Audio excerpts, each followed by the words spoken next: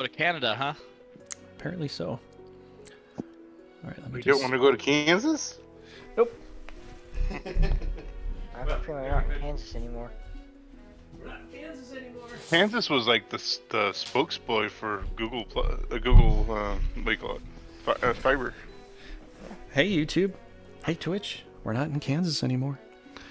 That's where We Dorothy are lives. north of Kansas. How's everybody doing? Welcome back to Brigandine Multiplayer. This is the... What did we title this for this time? This is the 3-country national multiplayer 2024 through 25. I am your host, Veracity Trigger, and I am accompanied by some good Brigandine players here that want to play a game. So we're going to have a 3-way fight, or 3-country fight, I should say. I know it gets a little touchy, but a 3-country fight, and so we're going to be doing that. And I'm going to be playing as one of the countries here. I'll be playing as Iscalio. Durriken here will be playing as Norgard, and Raging Paul will be playing as Caerleon. But we also do have another player that has come back after some time. It's Metallic Mike, or is that what you want to be going by here? I don't know. Whichever way. Lucid Fate, Metallic Mike, whichever way you want to spin it. Okay. Yeah, your boy is here, and he's ready to commentate for a while. Okay. And then until the schedule's more clear and we can all play again. Yes, exactly. Yes. So we will get you in when you're Flynn, and other than that, just kind of hang out with us for a while. But we'll be playing a four-player game at that point, and I think we're just going to go to the second timeline and just jump into that, and it'll be easy. And so we'll be having kind of 2 games going at different times. Mostly, we might try to finish one game before the other, and we'll see how that runs. But yeah, let's get going here, guys. So we're gonna go ahead and click the third timeline here. Let me lower this down so I can see what we're doing. We're back, baby. Okay. Are you up on YouTube and Twitch, or are you just doing one or the other right now? I don't have the mixer right now, so we're just doing Twitch right at the moment. Oh, okay. I'm saving YouTube for certain kinds of streams I think I'm going to do in the future here. Okay. But, yeah, Twitch, it will be what we'll do. So we'll do the score for now. If you want to know also how we're going to play this, we're going to play Unlimited. There will be alliances set right off the bat, so Caerleon will be allied with Iscalio, and Norgard will be on their own. No, I want to be allied with Iscalio and Norgard. I'm sorry, Paul, but that is not possible. Turn order will be randomized. I'm glad I remembered that because I was about to forget. And as soon as if we get this far in the game and Norgard is knocked down to 12 castles, then at that point Iscalio and Caerleon will be unallied, and then it'll be pretty much whoever gets knocked out. Then that's pretty much it. So let's go ahead and start the game here. All right. I'm going to go ahead. Blessings upon you. Go ahead, Frank. Oh, I'm just trying to get through the beginning here, and I'm getting a call. Oh, I was going to say, for those of you who don't know, Norgard has a slight advantage, and when I mean slight advantage, they have about 4,000 mana upkeep at the start of this campaign. Iscalio is roughly negative 200, and Caerleon has roughly 400 plus for mana upkeep. If anybody knows anything about Wars of Attrition, that having negative 200 upkeep is not a good thing. So they're doing an alliance, like Trigger said, to kind of balance the scales until everyone's roughly the same powers. Yeah, Norgard has pretty much almost half the map, so... Yeah. And Iscalio's cut off in this scenario at the start. Unfortunately, yeah. Yeah. Mm-hmm. Yeah. So, essentially, I'm up Schitt's Creek. Did you bring a paddle? Did you forget the paddle this time, or did you bring it? I think I got paddled along the way somehow. You got paddled up Shit Creek. Yeah. How does it smell? Not good. Not good. So, We have it on random turns right now. hold on a second. Let me do one thing real quick. You guys want to go ahead and talk about some stuff? Go for it. Oh, Well, there's some current events. I heard that, I was voted the sexiest man alive. Where are you now? Yeah. Actually, that's no, news. That's news to me. Well, I thought I was it's, the sexiest man alive. well, you thought wrong. Well, I guess we're at a stalemate here. What are you talking about? I am also the sexiest man alive. No, you're not. Not anymore. Yes, because you're a robot. Don't forget that. I'm not a robot. If I Yes, was a you robot, are. I couldn't enter. That's exactly what a robot would say. No, but if I'm a robot, I can't enter. Can't enter what? Sexiest man alive. Well, if you No, are no. the AI, you'll just generate an image of yourself. What are you talking? I can't do that. I I'm think just- I'm- I think I'm we already just have a- the secret to the AI here, people. We need to Listen. ask Paul. Listen, I am because he just has a one simple running through man. his brain. Just a simple man. I'm a human being. I always have been. Always will be. I don't, foresee myself getting reprogrammed into a robot somehow, because I'm not. Okay, No. guys, I have an idea. I think this is how we find out if Paul's Oh, actually shut a up. robot or not. We throw him in a lake. If he sinks, he's a robot. If he swims, Hopefully you have to tie him Not to a the robot. chair. yeah, well, we have to bind his hands and feet. Yeah. Yeah. Some Kind of like how bull they crap. test for witches back in the day. Yeah, pretty much. Yeah. Yeah, all you gotta do is find someone with a carrot tied to their nose, and they're a witch. Paul, is your last name Wardingham? It's Paul Wardingham, the electromancer. No, my last name. It's not Warren. Knowing you guys, you probably tie a brick to my feet. That's the not a only bad way to do idea. it. You gotta find me Yep. first, and see, I can avoid being seen if I wish. But to disappear entirely, that's a rare gift. I can't do that. See, I wouldn't tie it to your feet. I would cast the concrete around your feet. Well, this might take a little while to dry. You wouldn't want to wait around that long. Yeah, I mean, there's a warehouse somewhere. You gotta find me first. I know So where Paul, you you live. said, so Paul, I know where you know where I live, li- Paul. I know where. Yes, I know. But the thing is, I told you I can avoid being seen if I wish. Paul, you I'm said like a something shadow of about light. no attacking the first round, or is Yes, this round, that or is- is the round after this? I don't know. How Paul says a No, lot the of fir- things. First round. Don't we're like- believe everything he's saying. First round, no attack, because we gotta move our guys we want and get like all of our armies set up, Because I'm kind of like a Kai Dinadan, all the good guys on one team and all my other teams suck, Yeah. So first round, you're getting all the monsters you want and the armies you want situated. That's fine. And then after that, when we get our guys moved in the right spot, then we can attack after that. You know That's what how I would. That's how I always wanted it. You know what I think would be. It's never fun, how you got but it, is it, Paul? Might also be kind of crazy. That's what I did last time. Is if we did a multiplayer with no summons, where we're not allowed to summon creatures. We're only Oh my allowed to gosh. use what we start They with.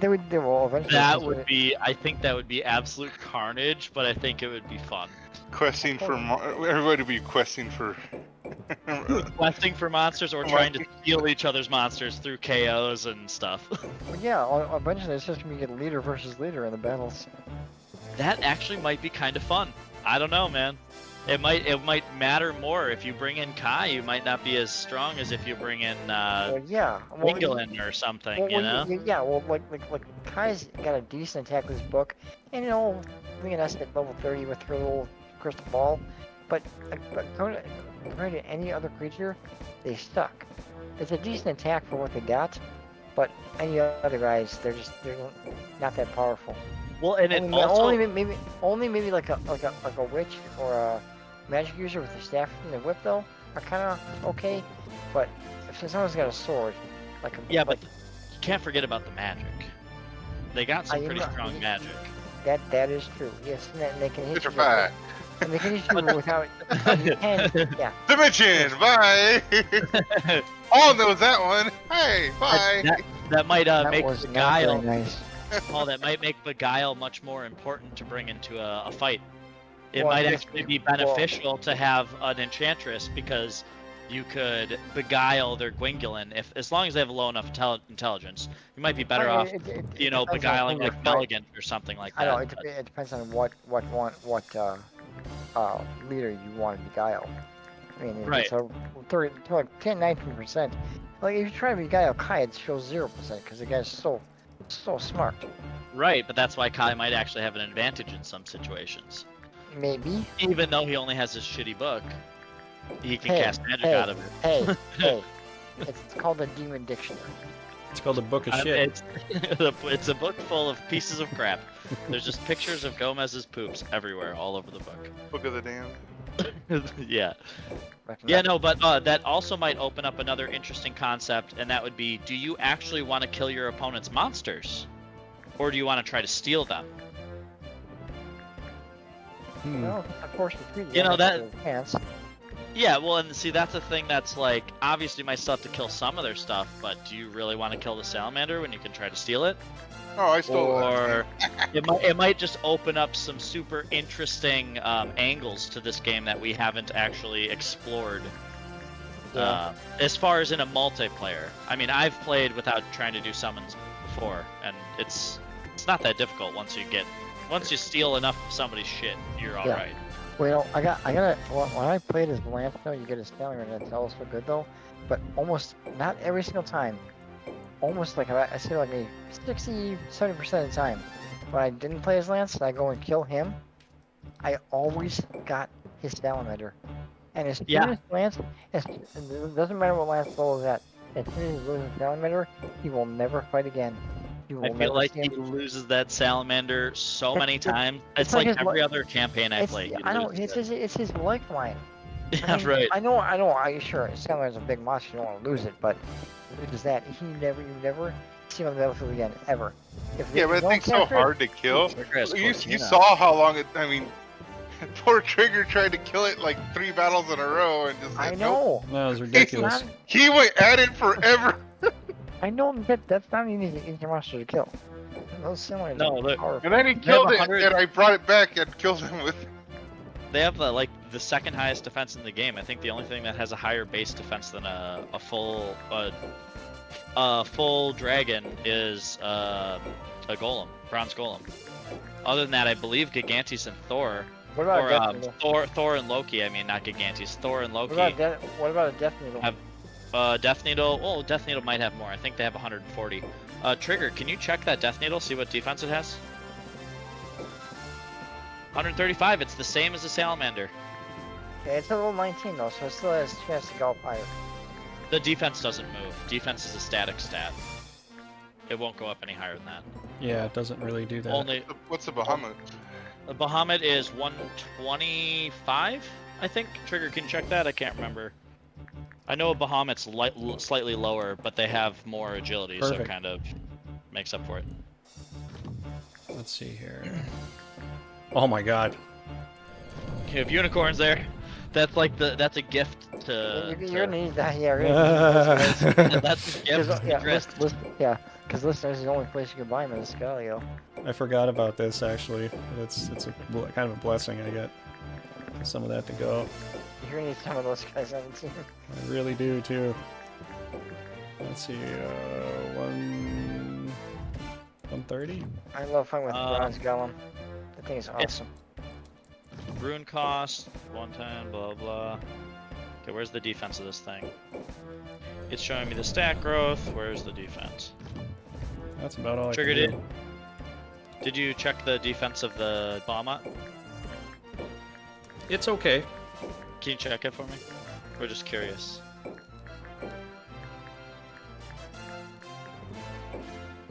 125. Yeah, okay, so it's 10 So less. you got it right. But it has way more agility. Like those things have like 90 agility versus a salamander having like 50. Well, yeah, because they start out as wyverns, which have good agility. So Yeah, yeah. that's So why that's we have that. You trade off in the slight defense, but you make up for it in being able to hit your target and dodge Yeah. your And the thing is, they're not super powerful against anything, but again, they have no dots, so they're not weak to anything either. They're kind of balanced out. Right. They're kind of neutral, which is also actually beneficial because a salamander gets eaten alive by a hydra or a teammate. Oh yeah. Those things are not friendly to those. And I mean, the salamander will do a good chunk back, but not nearly as much as the teammate's gonna do if it hits. Yeah, you need something like a super high centaurs to take down those blue guys, like the Hydra. Yeah. Because green 100%. trumps the blues, so. Yeah. Well, the high centaur versus Hydra, pound for pound, I think the Hydra would win because it has more hit points overall. If they're standing directly next to each other, yeah, the hydra will win just because it has more hit points and more defense. But Yeah, and also, if I don't think they have a range. if the centaur is able to kite like in some trees or off the side of a mountain or whatever, if they're able to shoot them from far enough away and not get hit back, the centaur would win. That's true, but remember they also got breath attack, so if they shoot from far away, you can also breath them without. Yeah, but you can just go on a diagonal. You just go one square out and move over. But yeah, that's what I'm saying. To do that, you have to know the actual placement, like where they can shoot and where they cannot shoot. So. Right. Yeah, that's the only thing. That's the only thing I wish they had more green monsters that were like frontliners. They don't really have any. There's not many greens that are frontliners except for mandrakes. Yeah. Although mandrakes are a pain to deal with if you get them strong enough. They'll just paralyze the crap out of stuff. Yeah, and in the forest, they're just. Really Okay, good. go ahead, guys. Sorry it took me so long, but Sorry. How dare you? No, Your time is up. It's like my time's it's gonna take me a little while too. So. Well, you got half the map to deal with, so. Yeah. And remember, you were gonna delete that gold dragon. You said. Yeah, something like that. Okay. Just delete it. Don't even look at it. Just delete it. Yeah. What agility did that Puro have? I forgot to look at it. 161. Yeah. Yeah, but the teammate's gonna, or not the teammate, the Frank's Beaumont's gonna have like 80 or so, in my rough estimation. Somebody in the comments can probably fact check me because they just saw it a minute ago. No, because now that I'm playing Caerleon, Lance is on my team because he got a little afraid of what Norgard did when we ran to my castle. So I can fight with Lance, though. The only problem is I don't think he brought his salamander with him. Yeah, and I don't think you'll be able to make him a king. You won't be able to make him a king either.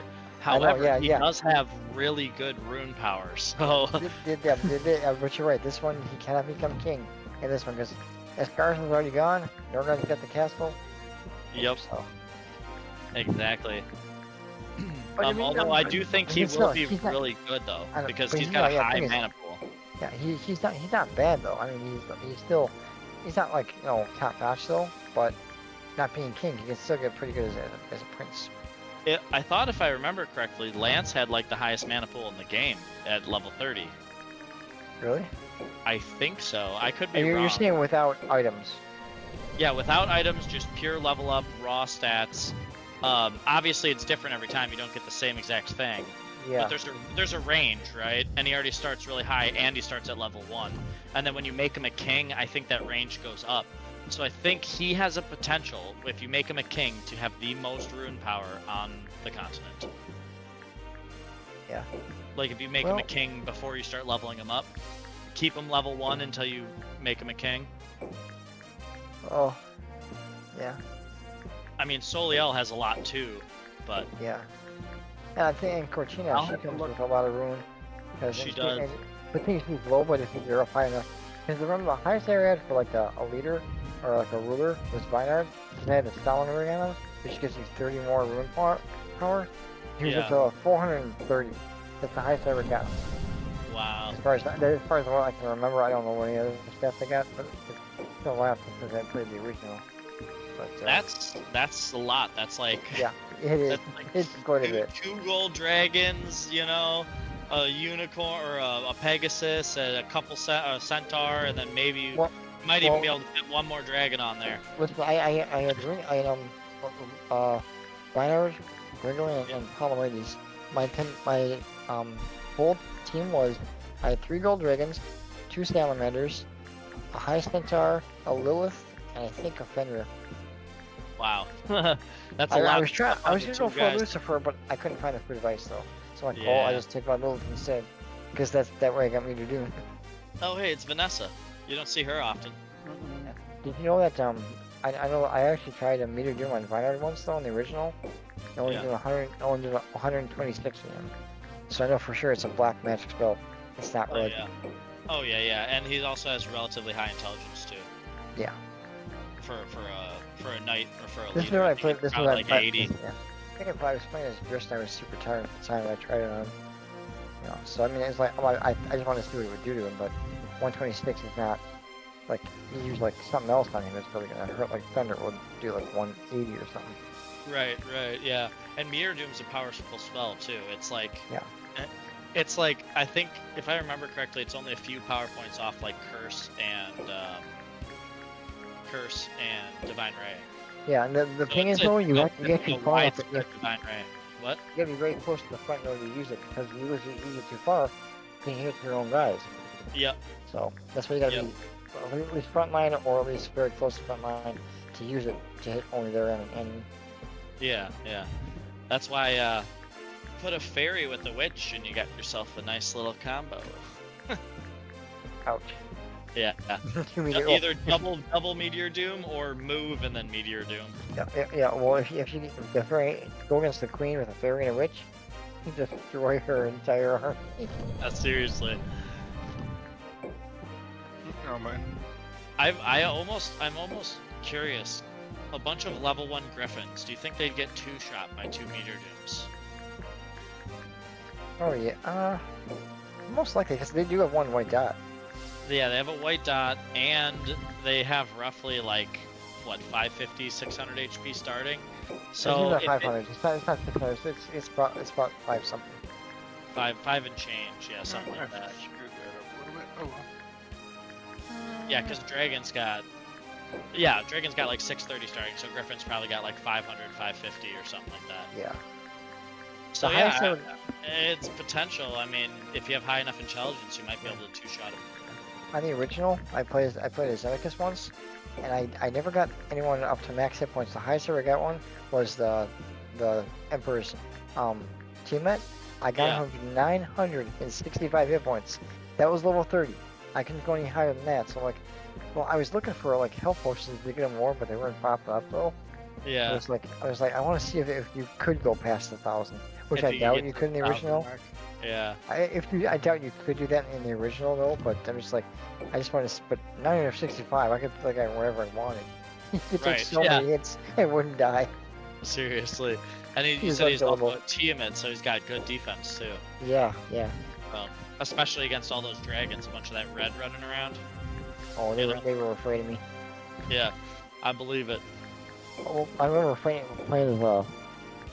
there was a Lance. I can't remember where it was though, but I found a Titan on I know it was a queen. Found a Titan on a quest. I had to raise lightning, so I went to the Thor right away. And also, I love playing with a Talus. That thing, I mean, clay, stone, and bronze are good, but Talus, that thing is just so it's so powerful. It's a thick boss. boy, man. It's a thick boss. boy. Yeah. It is. I love playing with the Talus. It's so fun. Yeah. You have to get a level 30 in order for that, but when you get one, it is so cool. It is so cool. Yeah, seriously. No, Talus are they're really freaking strong. That mega punch. Boom. Oh yeah. Well, as soon as I got that guy, I'm like, oh, I'm gonna tear you apart. I fought with him a lot more than the other guys. In Grand Edition, the Talus is I ended some things 145. just so he could go again. What'd you Nice. say? In Grand Edition, Talus is 145 defense. The Oh, highest wow. defense stat in the game. Yeah. 145 highest defense stat and is unaffected by status conditions. Yeah, they can't get poisoned or anything like that. However, though, Yeah, I they think can't get intelligence- poisoned, paralyzed, or stoned. but they can get beguiled though because their intelligence is still I think at 0. Yeah, their intelligence is at 0, so... So if you're gonna fight with them, make sure no one has beguile on that one because that will always work. If they have no Yeah. they have no intelligence at all, it will always work on them.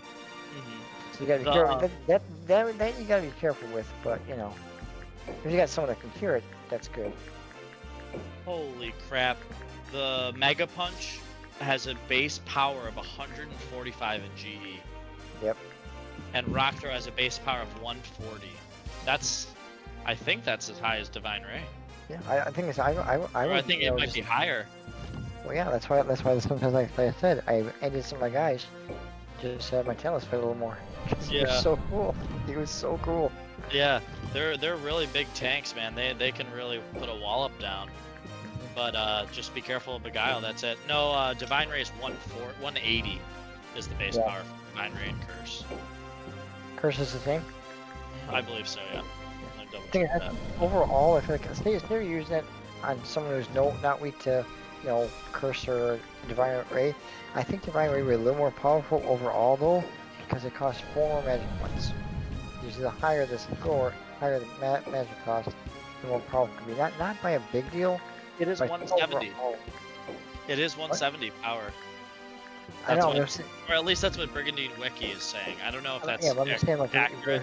if you use it in a battle against someone who's not weak to the Divine Ray or the Curse, like a Warven or a Bomber or whatever, I think overall Divine Ray would be a little more powerful. Than Curse. Yeah, it does say here. It would be close. But Yeah, think- I stand corrected. It does say here that Curse is 170 and Divine Ray is 180. So Divine Ray does Yeah. have 10 points on it. Okay, yeah. But it also does cost 4 more magic, so Mhm. take that with what you will. I'll take the extra 10 attack for 4 MP. You know. I hate it sometimes like when you get like you use magic though, then all you need is like one more like you need 60 points to do a magic spell and you got 59. You're Yeah. just one off and like, oh crap. You know? Yeah, I know, right? That's when you're like begging for a level. You're like, please level up. Yeah, because Just then you get the Put me over the top. Yeah. yeah, because when you level up, they give you the magic. That you're Yep. supposed to get.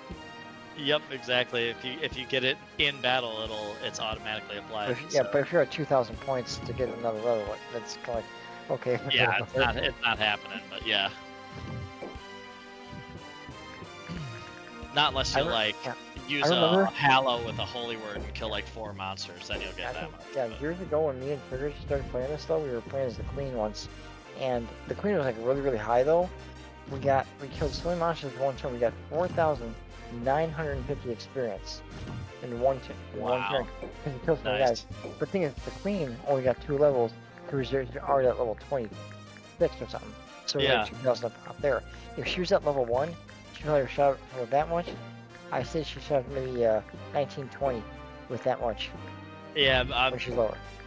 I'm not exactly sure, but yeah, I mean, it'd probably be in the 10s or teens at least. Yeah. But For- I guess Well, you said it 20 was kind of 4,000? 4,000? 4,950.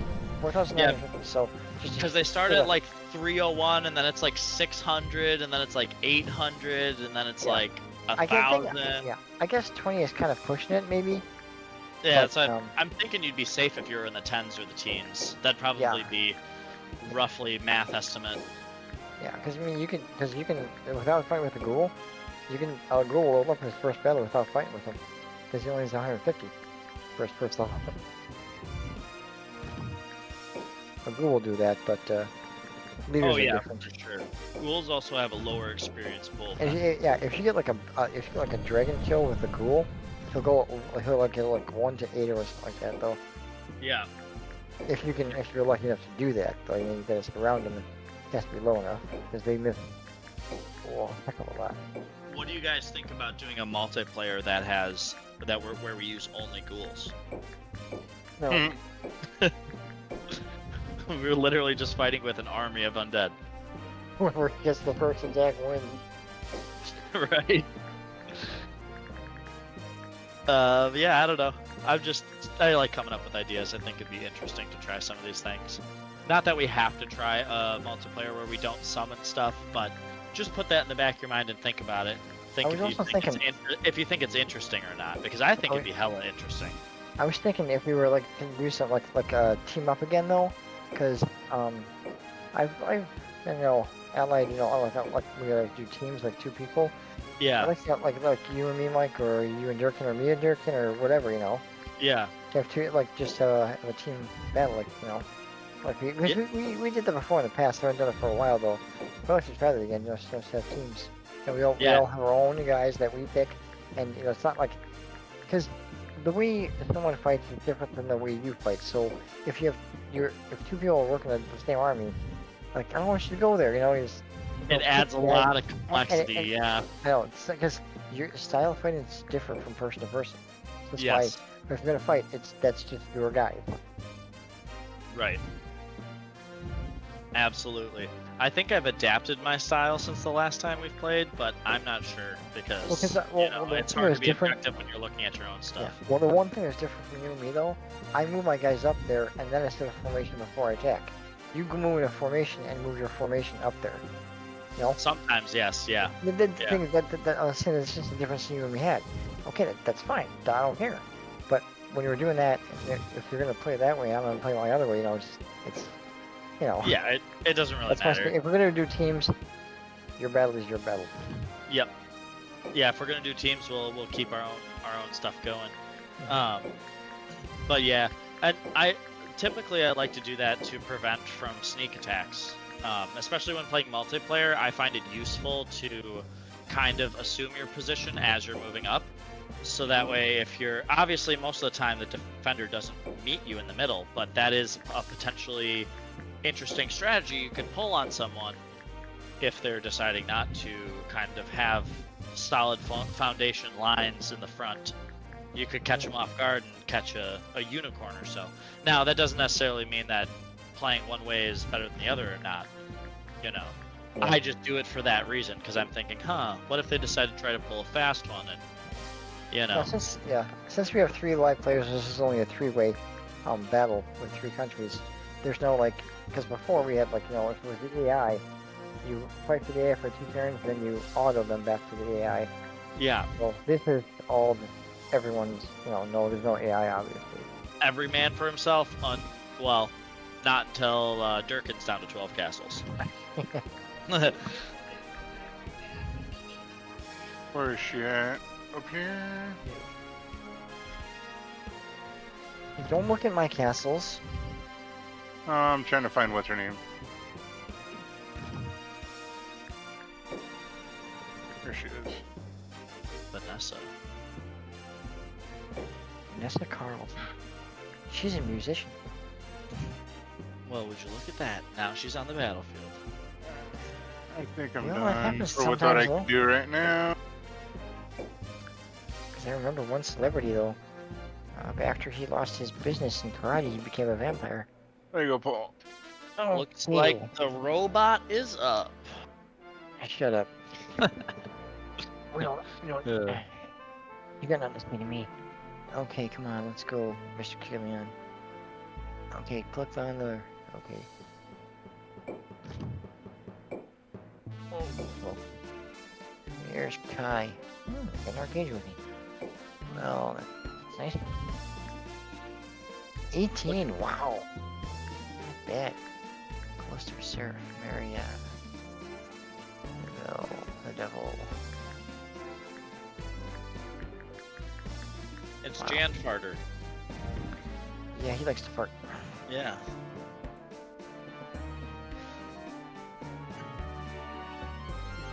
Go rule. You gonna go rule, go rule? Well, with dinner down there, it's not that hard to do.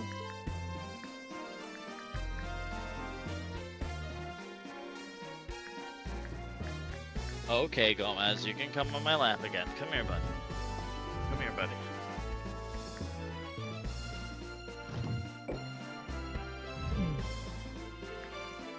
I think I need any guys there. So how does Trigger feel about being teamed up with the robot?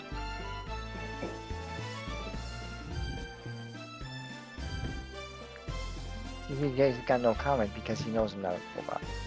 he may be AFK.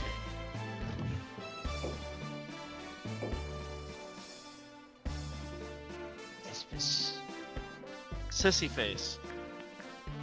Maybe a that what- sissy, but he may be a sissy, but he's powerful. Oh, he can pack a punch. His fist is pretty good. He's actually really good. It's all playful banter. That's where you are, Lance. Good, I got a Shogun. He starts as a Shogun. That's good. Nice. Okay. Hang on just a cotton picking minute. I gotta check out this domain where we need armies. Ooh. It's just 3. A what? A 2? A 3. It's like that, like This that, real commercial. Yeah, Tootsie Roll commercial. I was gonna say the lollipop guy. I don't know why my head was not coming up with the word Tootsie Roll. Okay. For starters. And then, let's see what we got here. Okay, a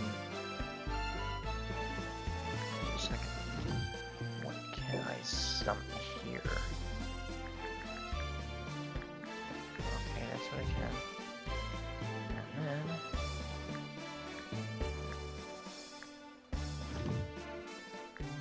just checking what I can summon in certain places. And that's kind of crappy. So Durriken, Yeah. have you tried to do any Brigandine challenge runs or anything? Yeah, I've done small stuff, like, I've done the golem run, or the ghoul run, I've done, that one's rough. Yeah. I've done the pixie one, or I've attempted the pixie one, didn't go so well. That one's rough too until you get a bunch of fairies. Yeah. Jen. That one could be rough too. Yeah. But I've also done things where, like, me and my brothers, we used to, because we used to play together, Yeah. we would ban certain creatures at the start of the game. So, Oh, okay. so dragons would get banned, a lot. They would ban unicorns or angels sometimes, but you can only That's ban. fun. But we put them in a different set. We put things in a category. Yeah. So you could only either ban angels or unicorns. You couldn't ban both. So we had these like categories or whatever, so we could ban. Yeah. Oh, what was another one that they did? We had it to where the other two people could pick who you would send on a quest. Oh, okay. Like one night a turn or something. So what it was is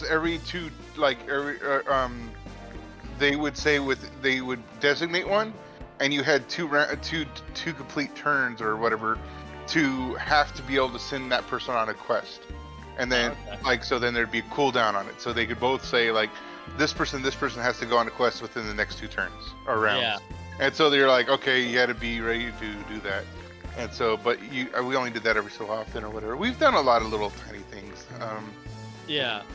So I just find it interesting and fun to find new ways to play the game, because this is it's a very classic game that has a lot of it does have a lot of nostalgia value, but it also is a really amazing game for its time. I mean, for being made in the late 90s, early 2000s, this game's quite sophisticated. Like one of our last battles with me and Trigger, I tried a strategy that I knew would work a little bit in the original game, but it doesn't work so well in this game, right? Like I wanted to see if it works. Like, so I did a heavy. How many angels did I have? Where you do like all angel run? I had about 8 angels, I think. Oh wow. On the field. Yeah. And the problem with angels is that they don't have some of the like the dodge isn't as effective, I feel, which is funny, in this as it is in the original. Like they have a higher agility, or the agility isn't weighted as heavy in this one. Right. Yeah, and yeah. So, like, I felt like agility in this one is also, I don't know, like, unless you hit that threshold, it's not worth it in this one. Yeah, unless you can hit a threshold where you're dodging like Yeah. one of every 3 attacks, it's kind of hard to keep an angel in the front lines. Right. Unless they're like a seraph. If they're a seraph already, then they can take a couple punches because they get some good defense boosts. But other than that, yeah, I get what you're saying. Where it's really make or break. If you get hit 3 times in a row as an angel, you're probably sitting on 60 HP. I actually think that a Pegasus is a better frontliner than an Angel on this one. Fair enough. Yeah, I haven't really. Gomez, could you stop? They do have pretty high agility, so that would make sense. They actually have But more hit also- points. and too. they have more hit points too. Yep. Yeah, and their magic is kind of more. I guess you could use them as like a pseudo paladin tank. Paladin, that's what I Kinda- do, Yeah, yeah. where they kind of just sit in the front and they take some hits and then they heal themselves. Yeah. I've done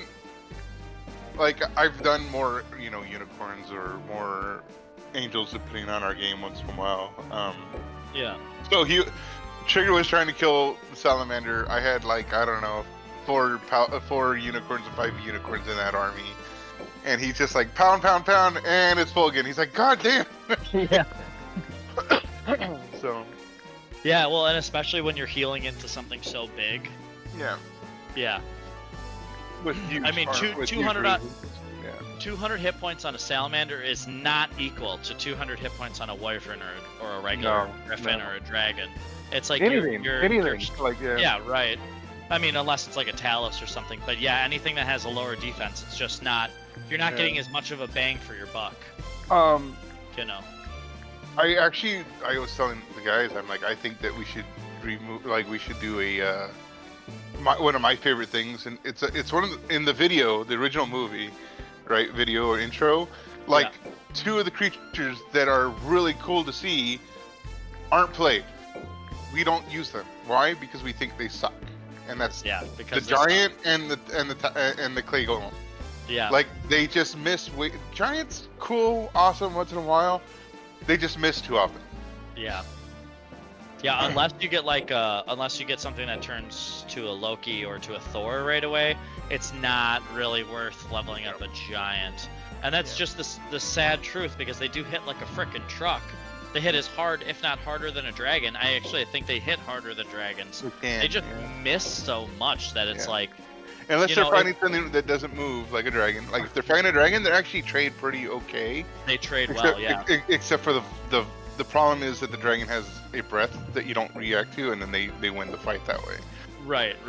But they're also only 60, and they do have a higher strength stat. But like you're saying, obviously the dragon still is going to beat a giant. But that kind of matchup is a better matchup. Now, sticking a giant on a wyvern or a griffin, I don't know. Now now if you're putting 2 clay golems against a dragon, then you're like, okay, that's where you're starting to pull ahead, So, Yeah. Well, and another thing I find kind of funny is the fact that mandrakes and scorpions don't really get used, and I kind of understand it, but also a status effect can be such a burden on a multiplayer that I think they should be weighted higher than we all probably think they are. So Not you're, that the scorpion, which one? Scorpion and a mandrake. Okay. So I think that scorpions were better in the original than Oh in yeah, this. for sure. I think that because the defense stat in the we've talked about this. I think that it's so bad. I think the defense they really needed to make defense more valuable in this, because it caps. In this it caps, and that's a bad thing. Like Yeah, capping, it's one when you right? when you don't cap, you don't cap agility, but you cap defense. Yeah. And you don't cap the attack, well, that you have a problem, right? Yeah, they should have never capped the defense. I agree with you there. What was the cap again? 160, right? Like putting On a this one, I think protect so, yeah. spell on a Talos doesn't make sense, because you're just gonna get it to like 150, 160. Yeah. Whereas putting a protect spell on a wyvern makes a lot of sense. Pretty much on anything. I mean, you can still put it on a salamander, really, and it's still fine. It still Right, works. it'll still be beneficial, but it's not, Right.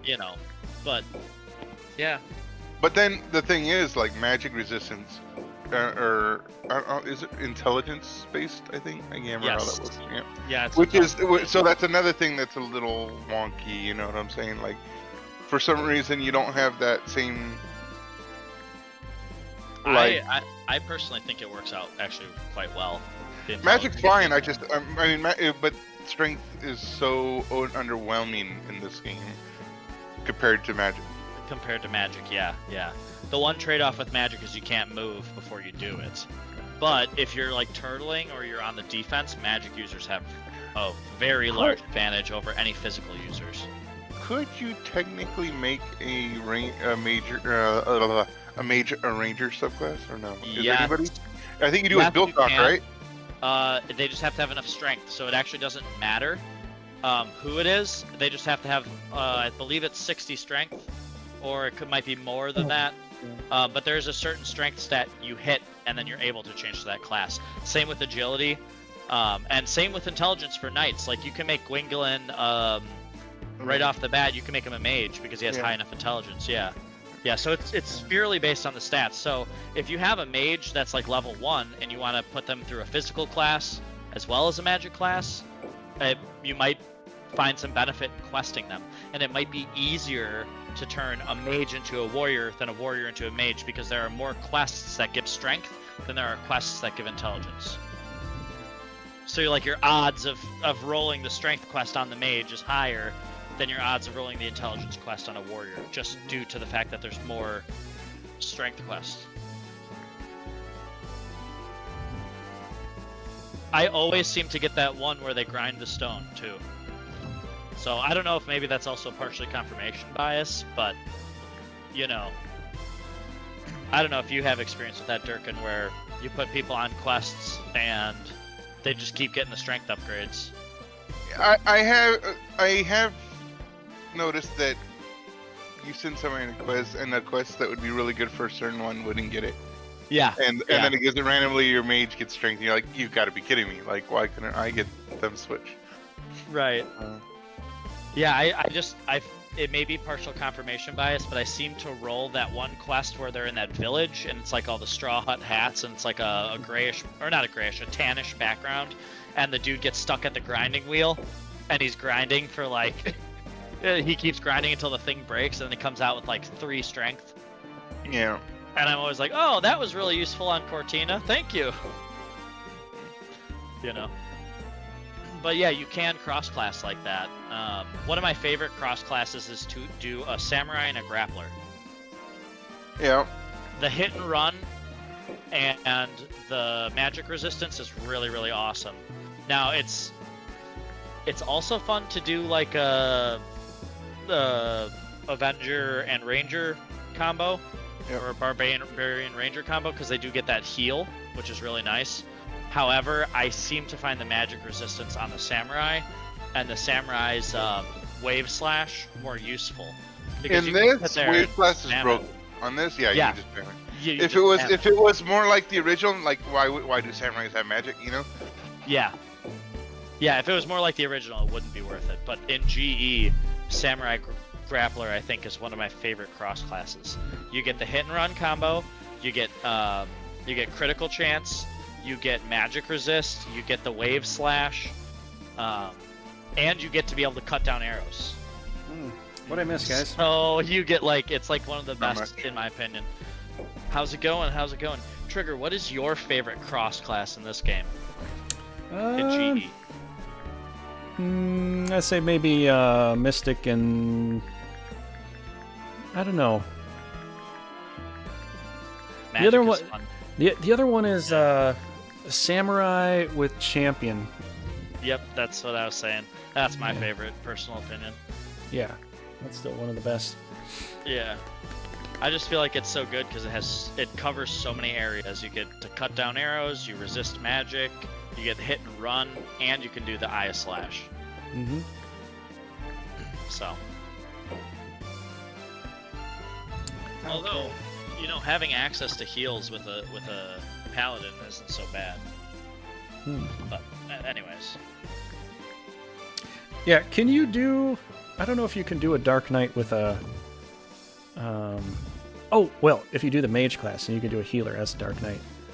But Yeah, you can do it. You can do a priest as a Dark Knight, but I don't. You're thinking like what? Paladin and a Dark Knight, because yeah, you can't do that. mhm. That's one of the sad things. I think a samurai with a Dark Knight would be really awesome. Mhm. Passive heals, Aya slash. I'm thinking the most viable, survivable tank you could have is have a priest class move into the Dark Knight class, and then he just heals himself up with the self heal. With the 5% of turn self heal, and then on top of that, he also has a cure. He has a heal, potentially a divine ray, a holy word, an area heal, a halo, and his I back know. pocket. I know. That could be a pretty brutal combo. I'm And kind of you also have access to curse and fury. I'm kind of surprised that they never came. They didn't have they have protect. It's a multi-round. It lasts multiple rounds. Yeah. I'm kind of surprised they didn't have like a regen spell. Like it's not as powerful as like another heal, but it like gives you each round gives you a little bit of HP back. Yeah, they did do that with the newest version. I don't know if Yeah. Have you played that one? Yeah. Yeah. Wait, I'll were be we right doing back. a one-turn I'll be right back, armistice, or are we doing? Yes, we did the one turn armistice. Yes. Okay, so we're Yeah. just ending here. Yeah.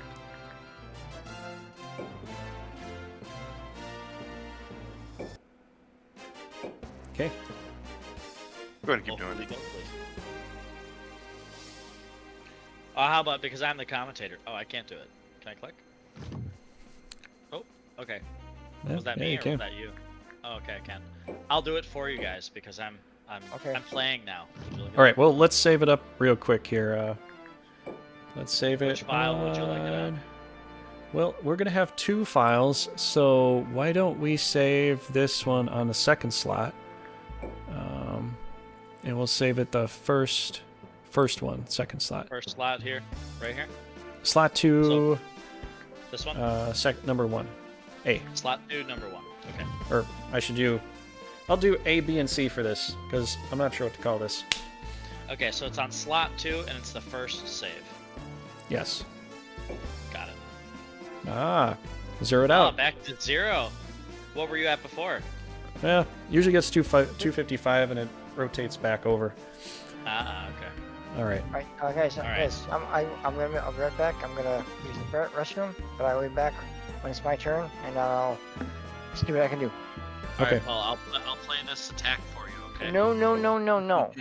I will plan my own attack. I know you just attack with Kai on Cast with 3 Knights. Alright, Okay, I'll be who's right got back. Gallo? That would be Trigger. Alright, Paul. Well, Paul, we'll just quest everybody out.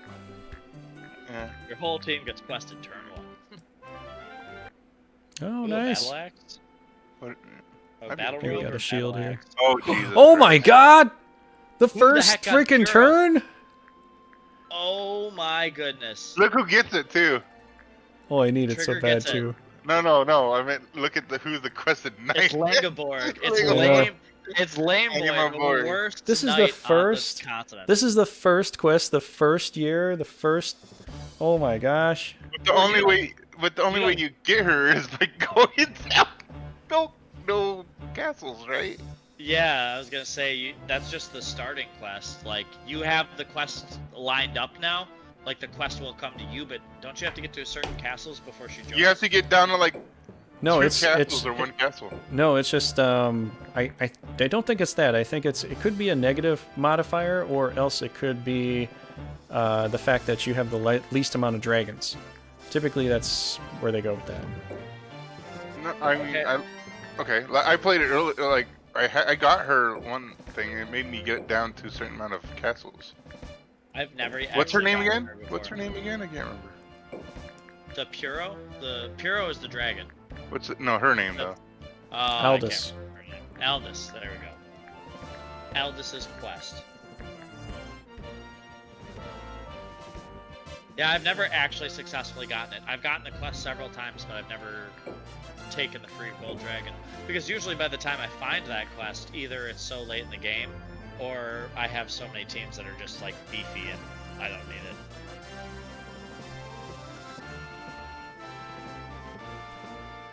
Priest man. Huh? I wonder.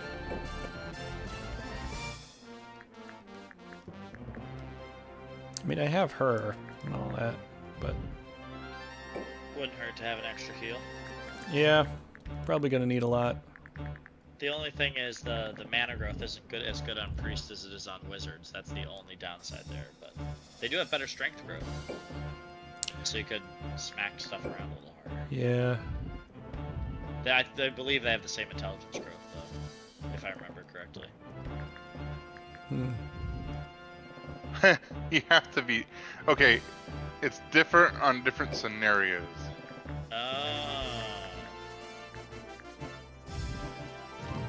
So like King's Story is different than like multiplayer this or multiplayer that. Fun. Yeah. So on the regular game, you have to be down to like one castle or so many castles. Yeah. On the other one, it's so many. I think it is, like you said, I think it is so many dragons and stuff like that. So. Oh, okay, so G is a little different, where it's like you have the least amount of dragons, and you probably. Well, have no. I mean, like if you're playing a solo game, or if you're playing a multi-game, or if you're like scenario. I don't know what it is on this one. Yeah. Oh. Throw a rod and a mana shield. Wait, why can't he equip it? Oh, that's right. Never mind. Yeah, rods for. Yeah, that's the one thing I did find funny with this one. The priests only get the maces. They don't get to have a rod or a staff like the mages and the lectors and all them do. What am I doing? I don't know. Wait. Oh, yeah. I guess that's why. I don't know why I keep forgetting that. Why am I forgetting? Well, because your brain automatically goes, "Oh, that's a magic user. Here's a staff." Yeah. You know, Yeah. I do that a lot too. I constantly, whatever. But yeah, they only are able to have maces. Let's see here.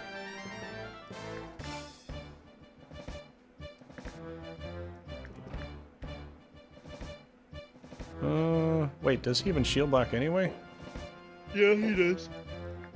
Oh, yeah. So he does shield block. Yeah. So according to this, you have to be at only no more than 3 castles. No more than 3 castles for what? For GE? For you to continue the quest with her. Ah. Really? All right. Yeah, I guess so. So Trigger, back yourself into a corner while he's got a bunch of castles, and no, I'm just kidding. Yeah, that'll be You fun. probably need to get some upkeep going, because yeah. You guys talking about me again? Yeah, you can't wear a helmet when you're wearing gloves, apparently. Why not? One's a head, one's a hand. What's the difference? It's too much It's weight. It's too much weight. You're overweight. And these are, well, like, look at your knights. They're all clad in full armor. What are those tungsten fucking gloves? Oh, pardon my language, sorry. Yeah, they I are. know, but look at your knights there. They're full clad in armor. Yeah, but he has tungsten on his gloves. What? It's the dense, I believe it's the densest metal on Earth. Oh boy. I don't know. He's gonna sell it like, oh, you can't have a helmet. You way too much, 'cause this is just a game. Okay, It's doggo. going to like real life. Run free and wild like your animals. Doggle's always a good one to get. He's got a really good base room power as well. Yeah, kind of sucks when you get him though. So if you can level him up. Yeah. Yeah, he's always better if you get him early.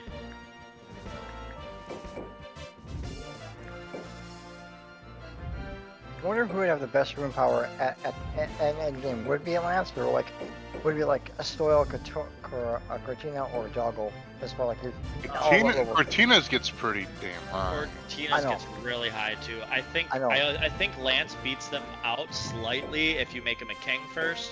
But I do. That's what I was saying earlier. I don't know if he has exactly the highest though, because I think there might be a quest knight or two who will actually get higher than him. Yeah, I think before I left, I did just see that you got that Langeborg did something good for you. You got Did the he now? first step to getting that Fafnir. First step. It's Now- always a first step, Paul. Now listen. Do you think Trigger? Say you got beaten down like 2-3 castles left. Do you think that would pop up where she would come to you then, since you're so low? You think Probably. Yeah. Because So because I've had that quest before. The first step is it's just a baby gold dragon. Yeah, So Durriken gotta looked it go up. up. I think you may have been using the restroom or may have had to take a slight hiatus, but Durriken looked it up and he said that, yeah, you have to be down to like 2 or 3 castles to get it. So, Oh, okay. Because yeah. I know I'm like in the original. I know sometimes I beat the queen or some other Well, guy down really high, and then she comes like, "Wow, okay, gold dragon, boom, out of nowhere." I'm like, okay, Yeah. well now I gotta get something else to deal with. But well, I'm not so sure about that, honestly. There's 2 sayings, but I know one of them works for sure because I've done it. Yeah, he did say that it said that there was multiple different things being claimed or whatever. okay, So, I know don't for know. sure the 3 castle one works. I've done it. So, but I don't. The other one, it's said to have worked. However, they do not say which edition they're playing. oh So, yeah, because it's been in both editions. so in this edition, I know for a fact that going down to 3 works. I don't know if the other one works. I've never tried the other one. Okay.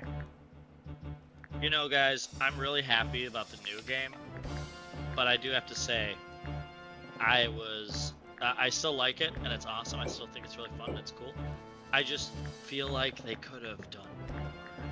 Oh, yeah, we've been on that conversation for a while. I know.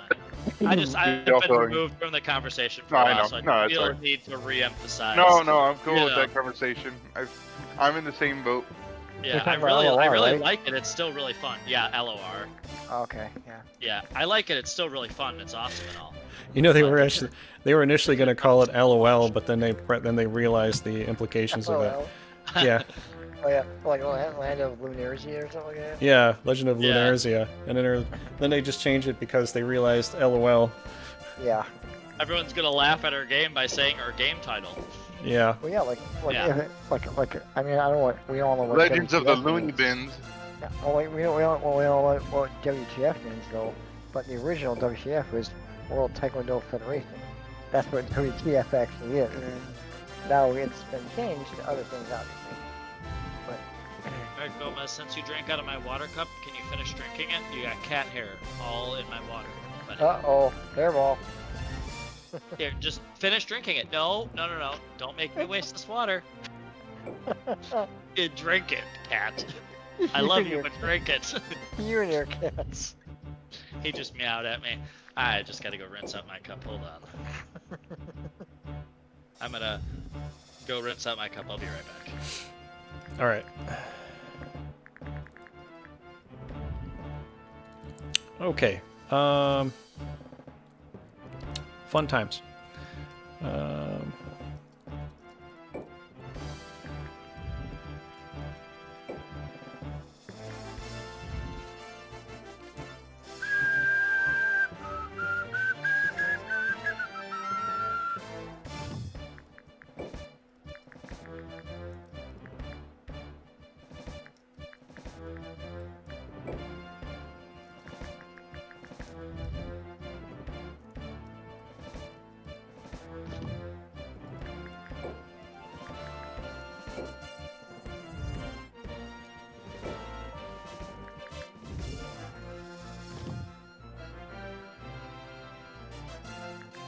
Okay, I am back with a rinsed cup. What will you do with the rinsed cup? I shall drink from it Good. with Good, my sir. purified water. Okay. You can go now, Paul. I can go. Yes, About you may time. go. I haven't been able to go for a long time. Okay, I'm going. Didn't you just go before we all got together? I'm going right now. Oh, okay, good to know. Okay. All right, go or I'm gonna go for you. I'm going. Just don't put your panties in the bundle. I don't wear panties. I leave them on the floor. That's what I do. That's why I said it. Okay, okie schmoky, okie. Who's gonna draw first blood is my question. Well, that is yet to be determined. I gotta see which ones I actually want to fight with now. Well, I guess Beatrice is pretty good. Kai, obviously. Hmm.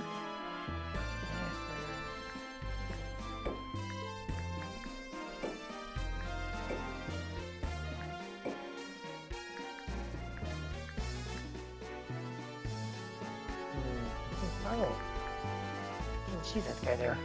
I got room for a 20. I hear though. Oh, I got him. There. Oh shit. Forgot about that. There's 20. 2 points off. Dang it.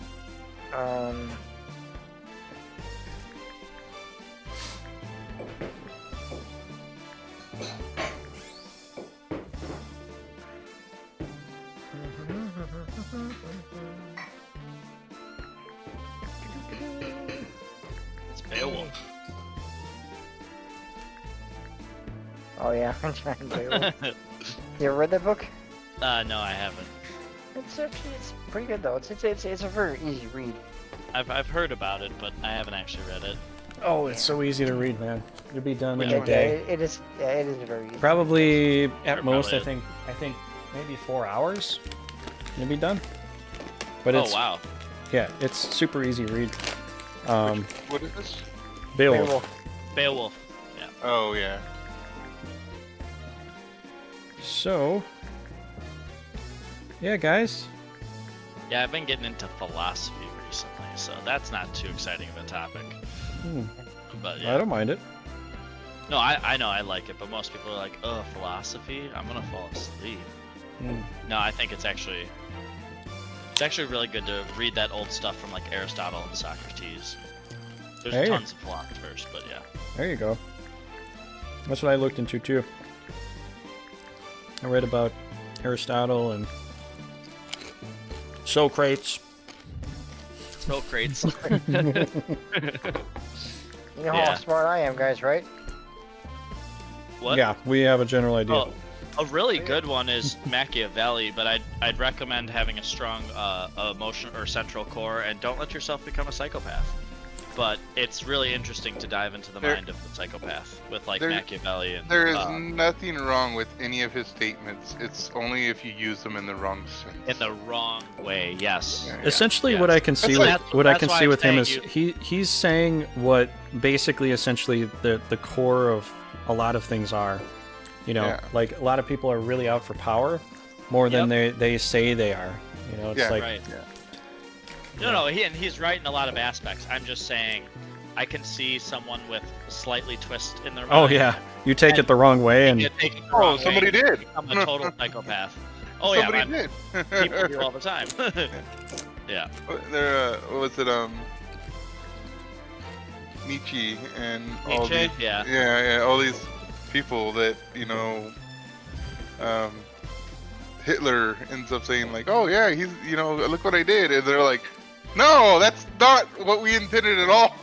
Yeah. But see, and that's another perfect example as to how, like we should have these freedoms to have the freedom to say whatever, because,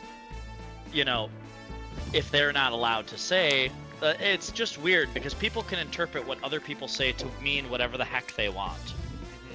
It doesn't even have to be the original interpretation. Right. But yeah, I'm just saying, outright, just because you read that book, it's not going to make you Hitler. Yeah. Well, I mean, it's But like there that's are like people saying who if are- you read what Confucius says that you would be, a saint or something like. Right.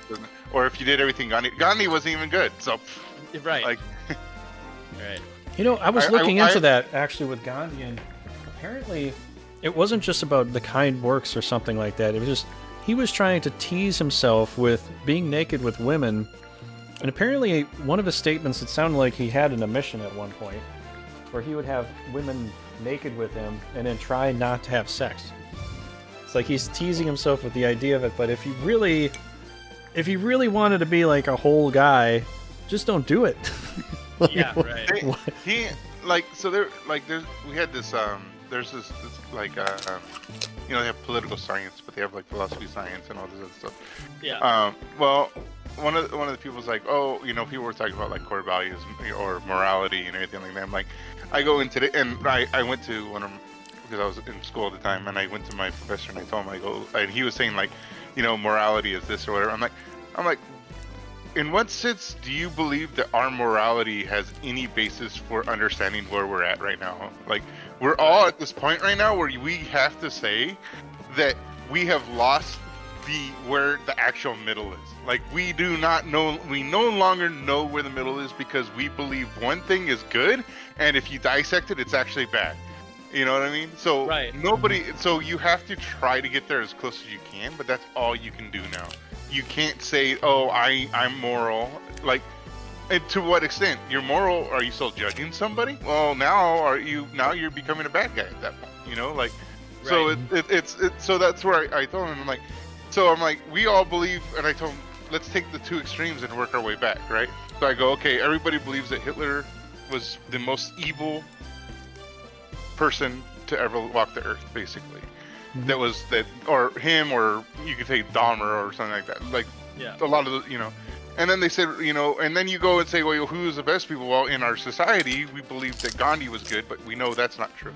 Not necessarily as good. So you take all the good people like Gandhi, and you put them on thing. And now you start, instead of everyone thought that you start working our morality more back to Gandhi, it went the other way even more. And we figured out that, like, it has gone so far to not being moral that we're way off base at that point.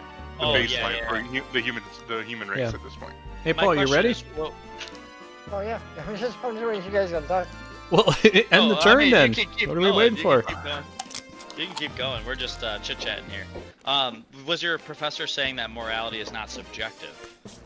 No, no. It was just we're just basically at that point. There was an argument between a bunch of. Why is this not working? Okay, there we go. You might have to click it first, yeah. I did, but it was just a double click thing.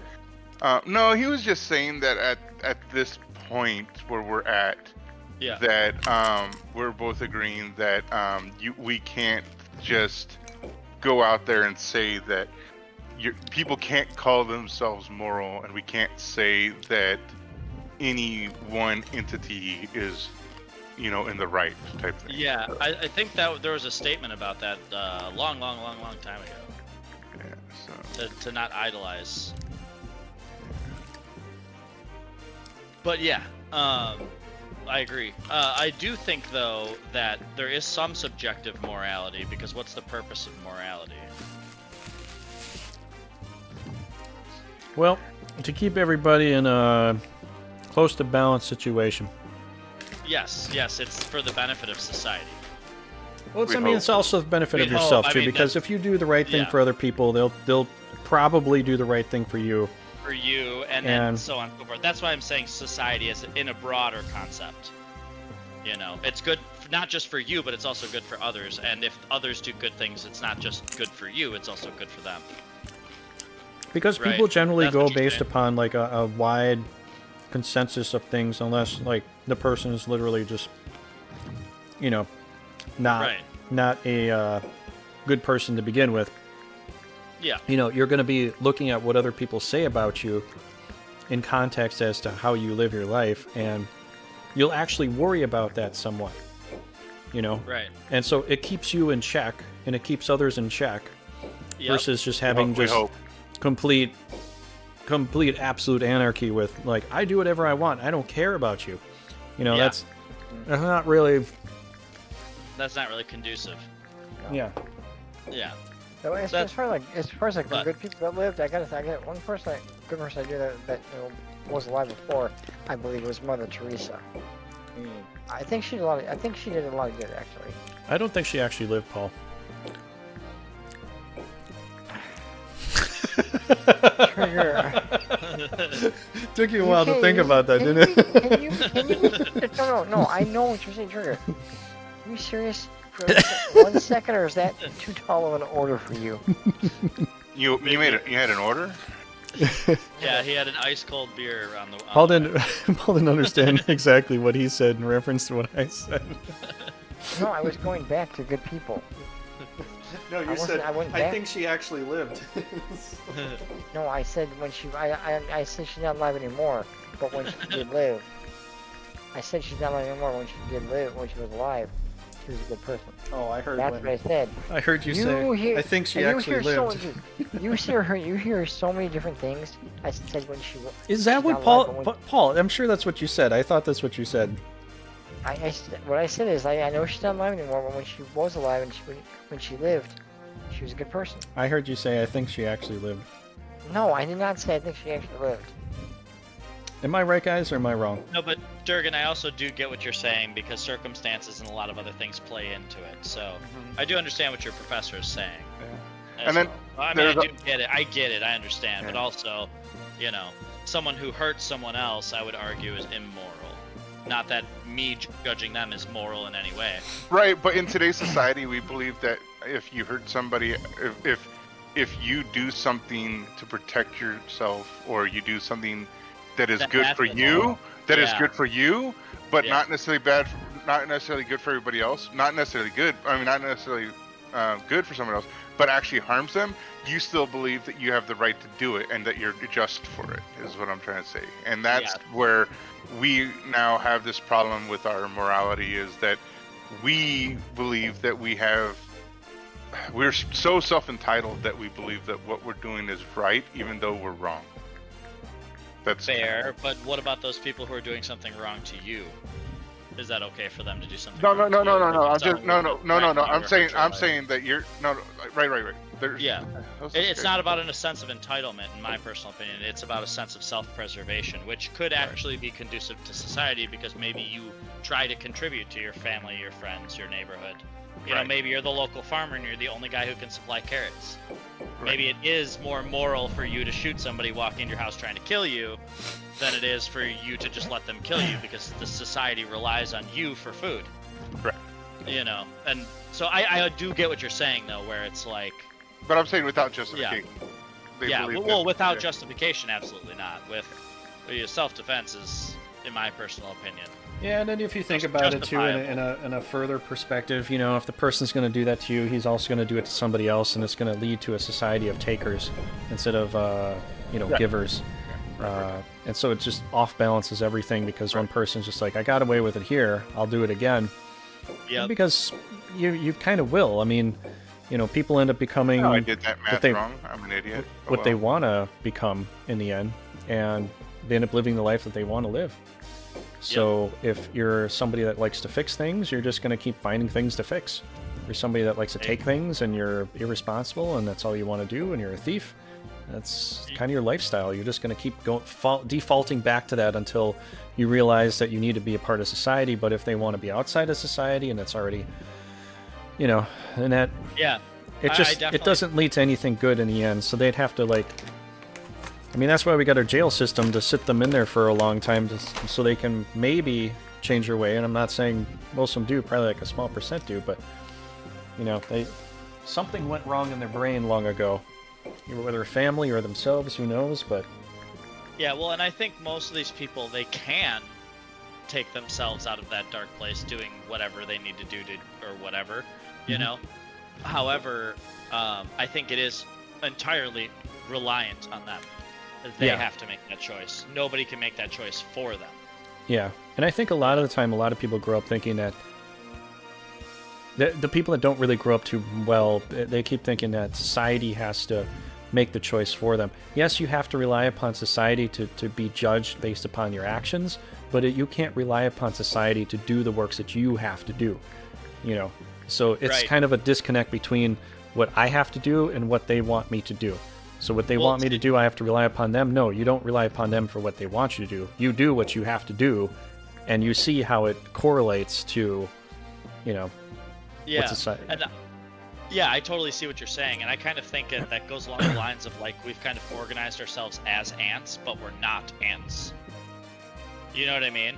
Where like with what you're saying that like obviously you have to do your part too for society, but you can't rely on society to do that part for you. But you still rely on society in the sense that you're relying on somebody else to do their part, so that way the whole thing can function. So in some way and sense, I feel like there's this disconnect where people are like, we organize ourselves like ants, let's operate 100% like ants, and that's like, that doesn't work. You know, we're a little more complex than that. Yeah, which is why it was, you know, the individual is such an important thing, because, you know, no one should ever be beholden to what they were born with. You should be beholden to your character and what you decide to do with your life. Yeah, that's why it comes down to the fact that, you know, we're individuals. We do work as a group in a society, but as an individual, because we are individually unique. You know, everybody is born a little bit different. They have a different mentality. Some people are just way more stronger than you. Some people are smarter than you. Some people have better artistic visions than you do. So why hold them back from what they have a desire to do and what they're good at? So, yeah. Right, yeah, that doesn't really make sense. And just like you were saying, like the shoemaker is going to be really freaking good at making shoes. But he's not going to be able to churn out a sword like in any reasonable time that won't shatter into 1,000 pieces, like the blacksmith can, because he's been, you know. So, and it's just one of those things, you know. But I don't know. I've just been diving into philosophy because I find a lot of it really, really interesting. And these people were alive long time ago. So, you know. Yeah, that's cool, man. It's cool to see that insight, you know. I also find polymaths very, very, very, very interesting. Polymaths. Polymaths, M-A-T-H-S. Oh, polymaths. Like Leonardo DiCaprio, like people, jack of all trades but are master of none is usually often better than a master of one. Like the people who delve into like science, philosophy, math, they do everything. I find that actually very intelligent. Because it's just almost that pure, it's that pure core of like, I want to know. It's that curiosity, like that childhood curiosity, and they have a very brilliant mind. I just find a lot of them really, really interesting. But anywho. Yeah, that's pretty nice to know that, actually. I like, Yeah, I was always looking for the term of it, and I only actually learned this term like roughly a year and a half ago, the polymaths. Because I was trying to figure out, oh wow, that's a lot of lancers. Oh, somebody's getting stabbed up. Throwing spears, anybody?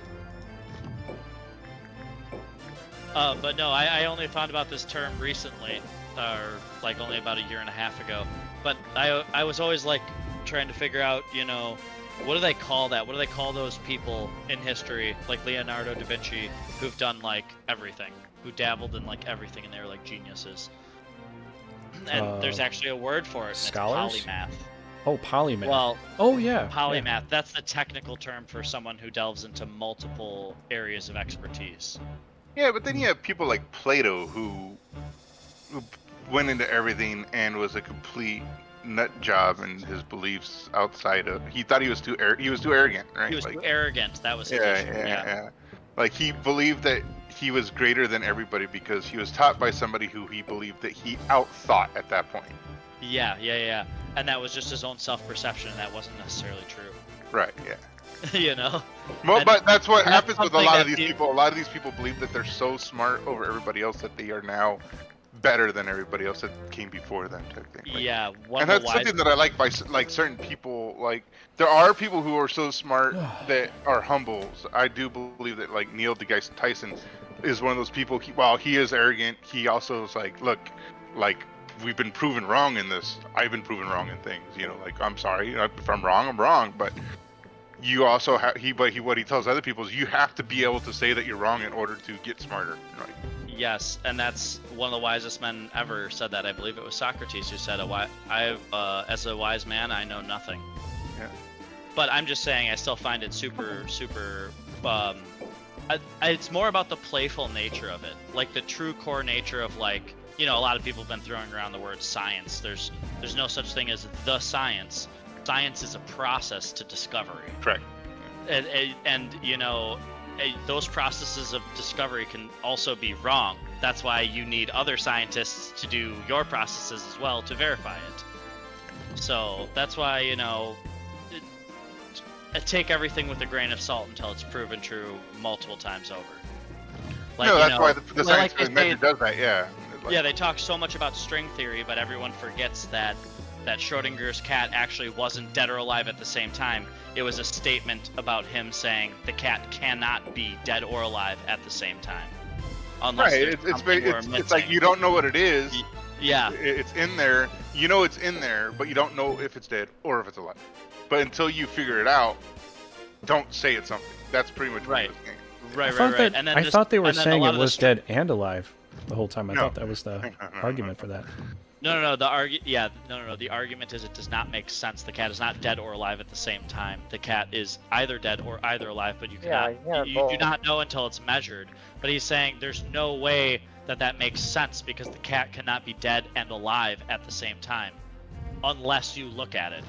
It's a weird physics thing that has to do with light, if I remember correctly. But yeah, Schrodinger's cat is often misinterpreted. Yeah, it's not dead or alive at the same time. He's saying it's an exclamation of him saying this doesn't make sense. How can it be like this?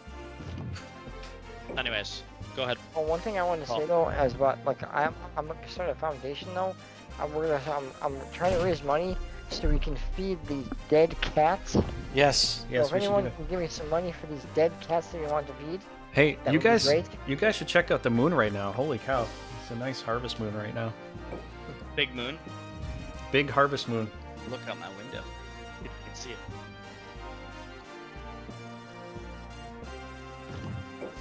I can't see it from this side. I'll have to check. Yep, in a little bit. I will check again later tonight. Didn't we have like another like super moon recently or something? One that's only supposed to be around every so many years. I feel like that's not from Blue Moon. We had the blue it was like moon. a month ago or something. Yeah, it was blue moon. a It was like yeah, it was a blue few moon. weeks It was ago. like a month ago. Yeah, a couple weeks ago. Yeah, maybe it was like 2 or 3 weeks ago. There are times when moon turns like a bluish tint though, but another blue moon is when you have 2 full moons in the same month. That's also known as a blue moon. It doesn't turn blue at that time, but that's also a blue moon as well. Yeah. 2 full moons in this month, which is pretty rare. Right. But that's Well, not like there's no set time when that's gonna happen though. We just know that it's rare. Right. Well, and I will also have to say, getting a little more into the philosophy thing, because it also kind of just jumped into my head. I do agree that Plato was a bit wild, but I also think it was important for him to be like that. Well, Although, I mean, you know, pushing the envelope is, in my opinion, fine. I don't mind about Yeah. people pushing the envelope, and to question things, I don't mind that. What I do mind is when people do It it was and too arrogant, yeah. when people do it and then they don't take consensus, or not even consensus. I mean, Oh, I'll do it. I'm getting attacked all over the place. every place is getting Take it attacked. left. Yeah, Your castle is dead and alive at the same time. yeah, exactly. Exactly. What, Paul? I just click on my screen so I could move. Brangian, Yvain, and Polomides, eh? Yeah, he's got quite a bit of dragons there. It looks like. He does. He's got some Look at you. munchers there. Look at those flowers. They're so beautiful. I wonder if they would grow like that in my garden, because I have bad soil. You know that if you didn't realize it by now, they actually used this line because somebody was a big Sisyphus fan in The Walking Dead. So Oh, really? when I'm just kidding, but it kind of makes sense if you think about it. It's like, look at the flowers. Boom. I haven't seen all of The Walking Great Dead back. yet. 1 second. Whoa. Everyone keeps telling me I gotta watch it all the way, but Oh man, What'd I you say? haven't seen all of The Walking Dead. That's okay. He's You're real quick. Be right back. it's it's a really sad moment because this one guy he ends up killing this little girl because she helps out her sister who turned into a zombie. And so she's trying to unleash all these other zombies because she thinks they're still friends. And so this other guy tells her to look at the flowers, and then he shoots her when she's not looking.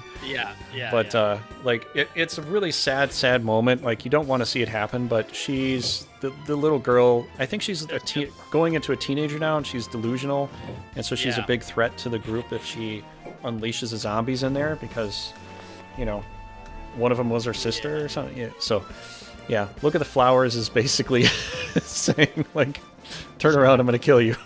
Yeah. No, I get it now. Yeah. Yeah. I wonder if they got it from the game, because he's like, look at the beautiful flowers, and I'm like, I never understood that, but now it's like, I wonder. Not to mention that she's a ranged character too, which makes it even more funny. That's perfect. Yeah. You said you would never lower your bow break again. Well, I think you should, because if you don't lower your bow, I'm going to shoot you. Didn't mean to cough into the mic there, sorry. Yeah, no, I guess I didn't know the reference, but that's fun. That's pretty funny. And it makes total sense, if she's delusional and she thinks the zombies are friends, she's going to be a very big threat to the group, and everyone's going to probably turn into zombies, so.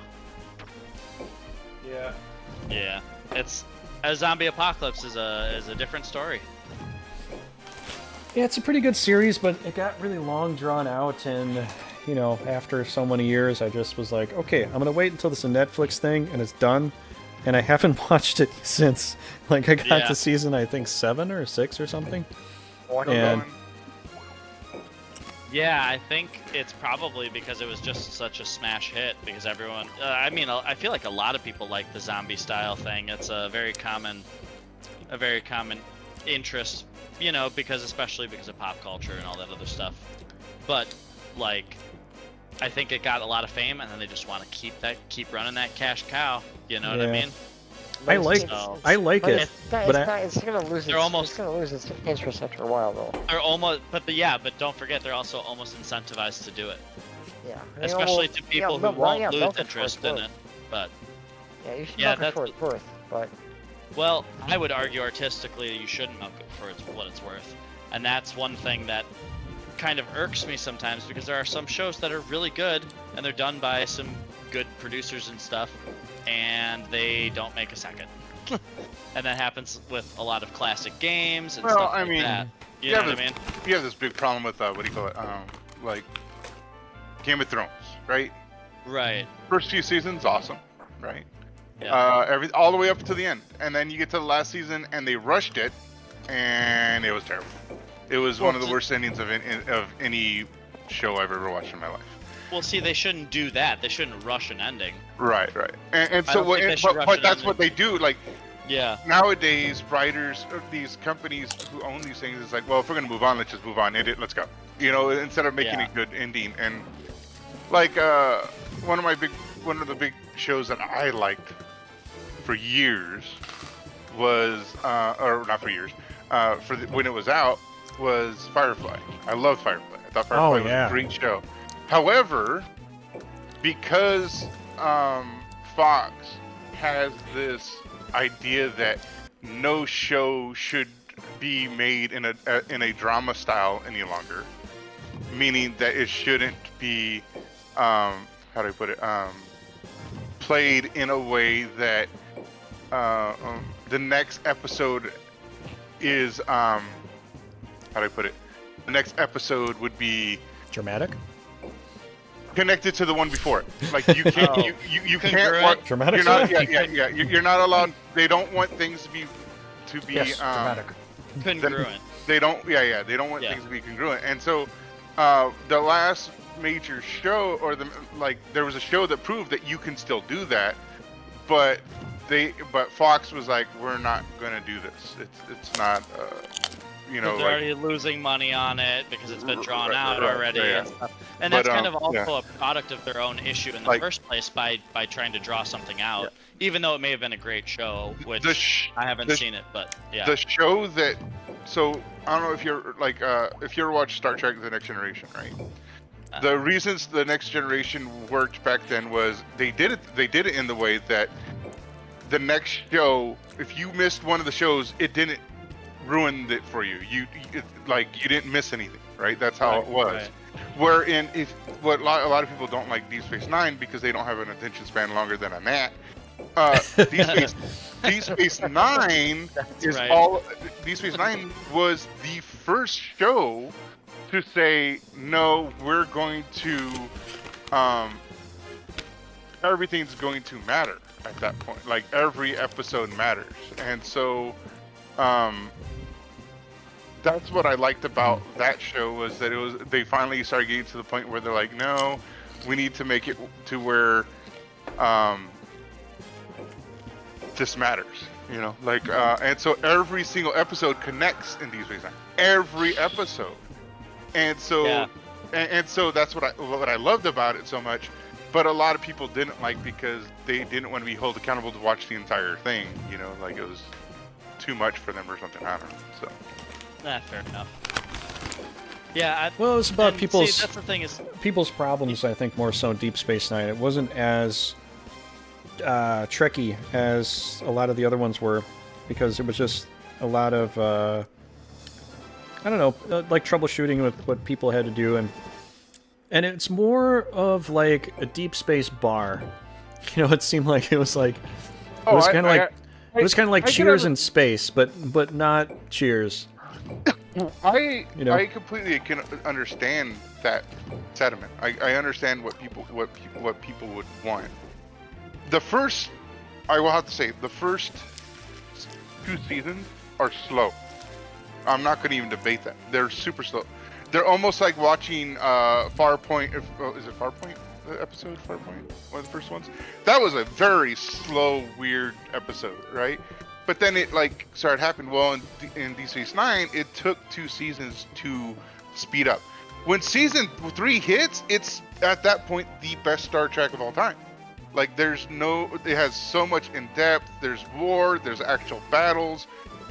Far outweighs anything that Star Trek had done before, even movie-wise. You know, like until that point. And then they start developing more movies that's when they start developing more of the Star Trek, the movies with Picard. The Next Generation movies started getting better because they started taking things from Deep Space Nine that worked. So I can't watch any other Star Trek besides Deep Space Nine now because I hold everything accountable at that point. Except for I actually did like that new one, Enterprise, a little bit, which a lot of people didn't like. But I did. I thought it was pretty interesting. Enterprise.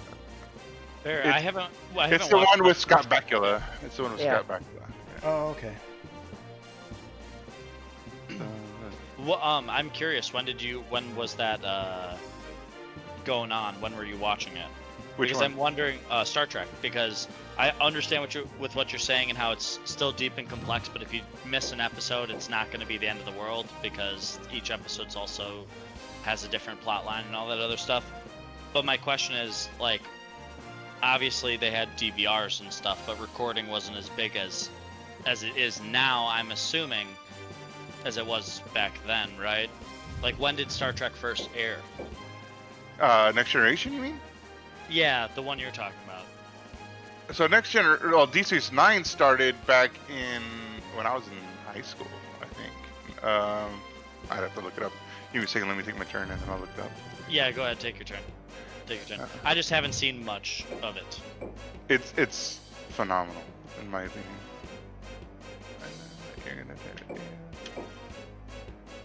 Fair. I'll have to check it out. Yeah. But yeah, I'm also curious if, like, that model, I'm sure, worked very well for that current thing, which may also give it a lot of credence and help. Not saying that it's not a good show, just saying that now I feel like not having a good story or missing an episode is less of a major issue.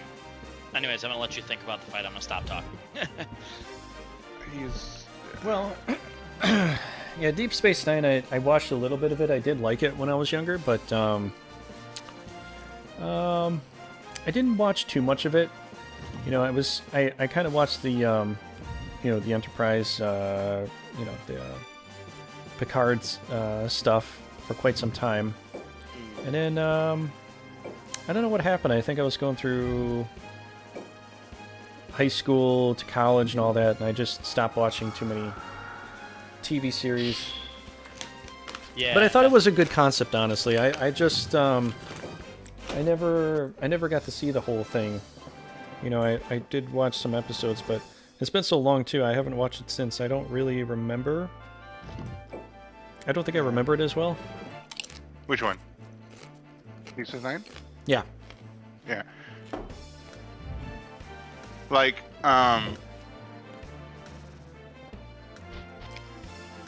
when Worf hit, basically, not really spoiling much, but when Worf hit touchdown, makes contact with Deep Space Nine, that's when everything gets good. Let's just put it that way. Yeah. like Worf shows up and basically the Klingons show up, and that's when it starts getting good. That's kind of like the consensus. It's like, because that's when the first major battle happens, basically, and they take battles to the next stage, even that the movies never did, right? Like the battle, like what you imagine in a war, is what happens in that. They break down politics, and some people think they get a little too political in that one, but that's what all the Star Treks do, right? They all get involved in politics at some point. But the it's part an intergalactical space thing, so of course yeah. political motivations. Right, but the one that gets me when it really starts, I think when it really starts hitting the mark is when you start getting dealing with what I would call what's it called? The battle fatigue, if you understand where I might be going with that, and that's something that like they never, most don't really get into, you know what I'm saying? Like into that's consensus of things. Fair. So like when they actually start dealing with battle fatigue and the mental aspect of that with the war, it really starts getting to the point where you start understanding like how much more developed they are in this than they or how much they're into it. Like the wars go so long, and people start breaking down mentally and all that stuff. They start getting, and that's something that I don't know if you guys know who Brandon Sanderson is, but in his books he does very well too. And I was really impressed with that part of.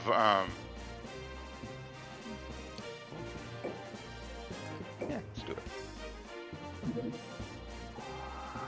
And the dwindle goes off on the fire drake. It's a miss. No, Man, 74 miss. Swing and a miss. That that's sucks. I'm horrible. at 74 too. Oh yeah, 74 miss. You're taking me back to Battle Brothers, man. Oh, I just did a campaign not too long ago, and I did the gladiators, and it was beautiful. I only hired gladiators. I was up to like 2,000 revenue at the end of like day 100.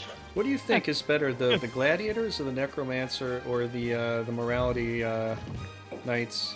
I forgot what the morality knights are. But you pick a virtue, and then you. Yeah. Oh, the oath takers. Yeah, the oath takers. I think the gladiators have a better start if you use a seed generator to generate. You want the fencer to, or you want the guy with the highest initiative, strength, and health, or I think it's initiative, melee attack, melee defense, and then one of them has melee attack, melee defense, fatigue, and then the bear has like HP, resolve, and fatigue. I usually end up killing off the bear in the gladiator runs. The oath takers are good, they are good, but it's just like a quirky concept. I like it, but at the same time, I don't think they're as strong as the gladiators. Wait, you can get some pretty busted gladiators. If you complete the quest, you get like a little bonus or something. You get like, well, it depends upon what it is. Yeah, you get bonuses based off of whichever what oath you take. So you can take an oath and it'll give you like I forget exactly. It gives you like resolve, or like some of them give you like armor and other stuff like that. Some of them give you like inventory space. There's a bunch of different things that the oaths can give you. I can't remember them all, but I do think the gladiators, and you could argue that really the best in that game is the cultists. If you wanted to get Yeah, I was thinking really about down that and too. dirty with it, the cultists actually are kind of. I mean, I'm not gonna outright say they're the best, but I would arguably put them at the best on the block of initial starts you can have. And it's not even just the initial start; it's the Cult of Davkul. It's all the bonuses you get with it. And you can farm brain damage on a hedge knight and get a hedge knight for cultist price. And still have all the stats and stuff. They just got brain damage. You just got it, or you can find one that's dumb. If you find one that's dumb, you can convert hedge knights to cultists. So, and then they get paid like cultists. They don't get paid like hedge knights. So you'll be paying like 20 gold max for a level 15 or something like that.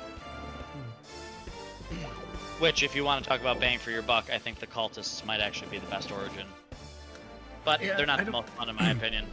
I don't think I've really tried that. And there's some RNG to it, so if you want to get some good stuff, you may have to do some save scrubbing. So, if you're trying to play Iron Man cultists, you either got to get really lucky, because like you got to sacrifice a dude every once in a while, and you can just hire indebted and keep them on the slot for sacrifice. But the initial startup, it's kind of a laissez-faire. Whoever gets murdered. Yeah, pretty much. And sometimes that can be your best guy, and that's not fun. Yeah. So, like, it's kind of one of those things you just gotta save scrub a little bit. I don't find it as cheating for the cultists. It's kind of just part of the game mechanic. Who wants their best knight to go? And at day 70, right before the fucking, pardon my language, right before the bleepin', end of the game crisis starts, like, who wants to lose their best guy right before the orcs show up? Not that that would be awful, but, it's not too fun. But that's part of Battle Brothers, Yeah. It's, there's carnage in that I game. have that game. I just need to try it. Dude, you can sink thousands of hours into this game. I know. I'm serious. You can sink thousands of hours into this game. I'm not saying get obsessed with it and that's all you do, but it is a very, very fun, very intricate game. Well, there's that one, and then I never got into it, but I actually talked. It's funny. I talked Trigger into it. I showed Trigger the game, and I never played it. Was Unicorn Overlord, and that's such. From what I understand, that's a great game. I've just never had time to start playing it. Like, I just don't in real life. So, but that game, for everything I've seen, is an awesome game. Yeah, it's pretty fun. Actually, I wanted to get Paul to play it too, because it plays a lot like Shining Force, but a mobile style of Shining Force. Oh yeah. And it was, what was it, Robot, what, Unicorn? No, it's Unicorn Overlord. Unicorn Overlord. Unicorn Overlord. I was thinking of Robot Do it, Paul. Paul. You I'll could have have to done check that. it out. Unicorn Overlord, I'm assuming it's on Steam. Is it on Steam? Yeah. Yeah. Yeah. Or no, Switch. Switch, I should say. Switch? I thought it's on Steam also, no? Or is it No, on Switch? I don't think it is. Okay, you're right. I think Well, I have a Switch anyway, so I'll check it out. You said it's like Shining Force almost, but mobile. Yeah, it's a mixture. People say Tactics Ogre, but it's not so much Tactics Ogre. It's more like What about, it's more like Shining Force, a little bit like Tactics Ogre, but Is it like Advanced Wars? You guys ever played that game? Advanced sort War? of, No? yeah. I'd say maybe sort of something like that. Advanced War is like a Shining Force style military-based game where you have like tanks and infantry and helicopters and stuff, and you're on like a grid like Shining Force, like a 4x4 square kind of grid, and it's top down or whatever, and you have to like capture bases and stuff. Yeah, get kind of more like that, income, actually. To buy more stuff, to send more stuff. Yeah, I'd recommend checking out Advanced Wars also if you like that style of game. I believe it is on Steam actually. I thought I saw recently that it was on Steam, but I don't know. It was a DS game back in the day. Another game that you might like, so an old game that you might, I Yeah. don't know if you guys ever played. Did you guys ever play Shikoden? Sounds familiar, but I don't think I played it. I feel like I've heard of it, but I don't think I've played It was for PlayStation, I believe, and for a single player game, it was really good because you actually like got and recruited like other creatures and stuff like that. Yeah.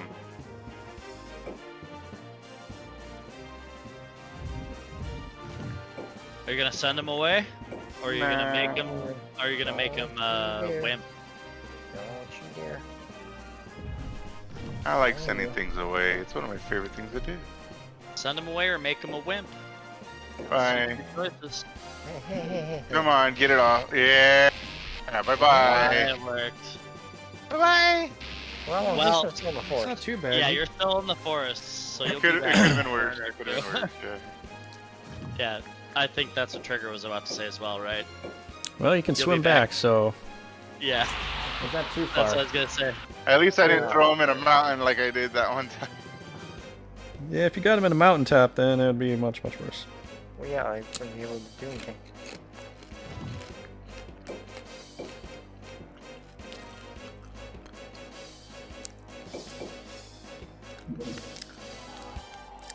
Remember Bob, Mike? Remember who? Remember Bob? Bob? Which Bob? The There's holy lots of griffin I Bobs. sacrificed? Oh yeah, yeah. Bob. No, Bob. His name was actually Bob too, wasn't it? Or did I? Or no? I think it's just that said same. I think it's that same Bob right there. That might be Bob. Is it Bob? It is a Bob. It's Bob. Yeah, I remember Bob now. Now, in about context, Bob? all you had to do is say that Holy Griffin that one. Oh, yeah, yeah. I was thinking, for some reason, I was like, you talking about my brother, this one guy? There's a lot of No. Bobs out there. No, in the game. Your Yeah. brother. I Yeah. mean, do you remember your Yeah. brother? Yeah, you remember your brother? No, actually, I don't. Thanks for At reminding one me. point, you had a brother, right? Yeah, I think so. I don't know. Yeah, that's funny. Oh, man. Oh, You here remember- come all the mighties. Remember Longshot? Not anymore.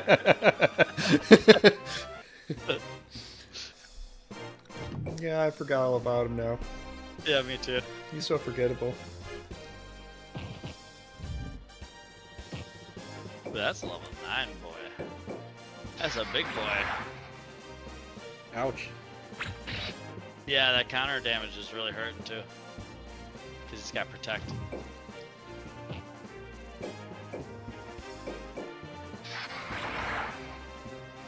Well, that was overdue, Durriken, but you know, That wasn't very nice. you can't control when they crit, I guess. Well, Oh, Centaurs for lunch. Oh, hey, Flyfar. See, got if a reprieve. that other Centaur would have dodged one of those hits, it might have survived. Maybe so. Potentially. Come on, just keep him there. still kind of The there. old switcheroo. Yeah. You're just being a baby. Durriken, have you ever tried doing like 2 nights only or 1 night only challenge? Yeah, let's get Durriken Yeah. to do that while he's fighting us. 2 Yes. nights only challenge while 2 we nights have only 3 nights. challenge for Durriken. Yeah. I agree. I agree. I wholeheartedly agree. Alright, Okay, Durriken, that's you 3 have a votes to challenge 1. that you have to complete. Okay? It's 3 votes to 1. We win. Yep. So you gotta do it. Or you can do only 1 night and have monsters. That one's fun.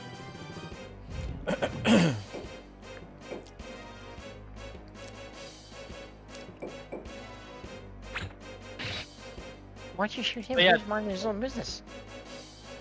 Trigger, what do you think about doing a no summons run on a multiplayer campaign? Do That you sounds think that'd perfect. be too much? Or do As you think long as that'd I be start with the Empire, I'm okay with fun? Okay. that. Alright, as long as I can start as Leonia then. Go for it. Alright, cool. Good luck with that one. Okay, you guys can do whatever you want. No summons on Leonia? Yeah, good luck breaking Hadrian. I can have the shit team on yeah, it's Hadrian, right? That the southern Yeah. wall.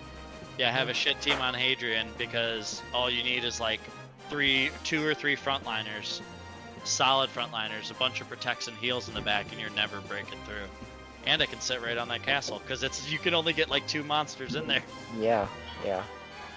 so you can't really even get a back line in there, you know. But You can't go over the mountains. As Yeah. long as they don't dimension you somewhere. yeah, but there's a trick where you can put the leader that's on the castle, you can put wyverns and griffins on their team or whatever, and they will spawn in that mountain, and you cannot move through the mountain, but you can stand on the mountain right there. And it's a 2 to 3 lineup right there. So you have 3 frontliners, they can have 2 as well. So you can double down one side every time Yeah, I don't know how you get the Griffins on the mountain though. by putting your leader on the castle. If their monster count is full, one of the flyers. Oh will yeah, that's spawn- right. Yeah, spawn on because that I've had a Hydra spawn on the mountain. Yep. As long as the monster count's full, one of them could spawn up there. And then you're Gucci. Or Mhm. good. Or whatever the kids say these days. As long as the other person doesn't have a dimensional character. Yeah, because then they can dimension. Then they it. dimension it away. Oh, my Dimension it away, yeah. favorite. Yes. Mm-hmm. Yes, then it can still be a 2 and 2, but still, you have the castle heals. You can throw protects and wards, and sit on that. And doing a no summon run, are you really gonna want to run into that kind of a defense? I don't know. Potentially with the strongest team, but it might end up with a lot of your creatures dead and not a lot of Leonias. Mm-hmm.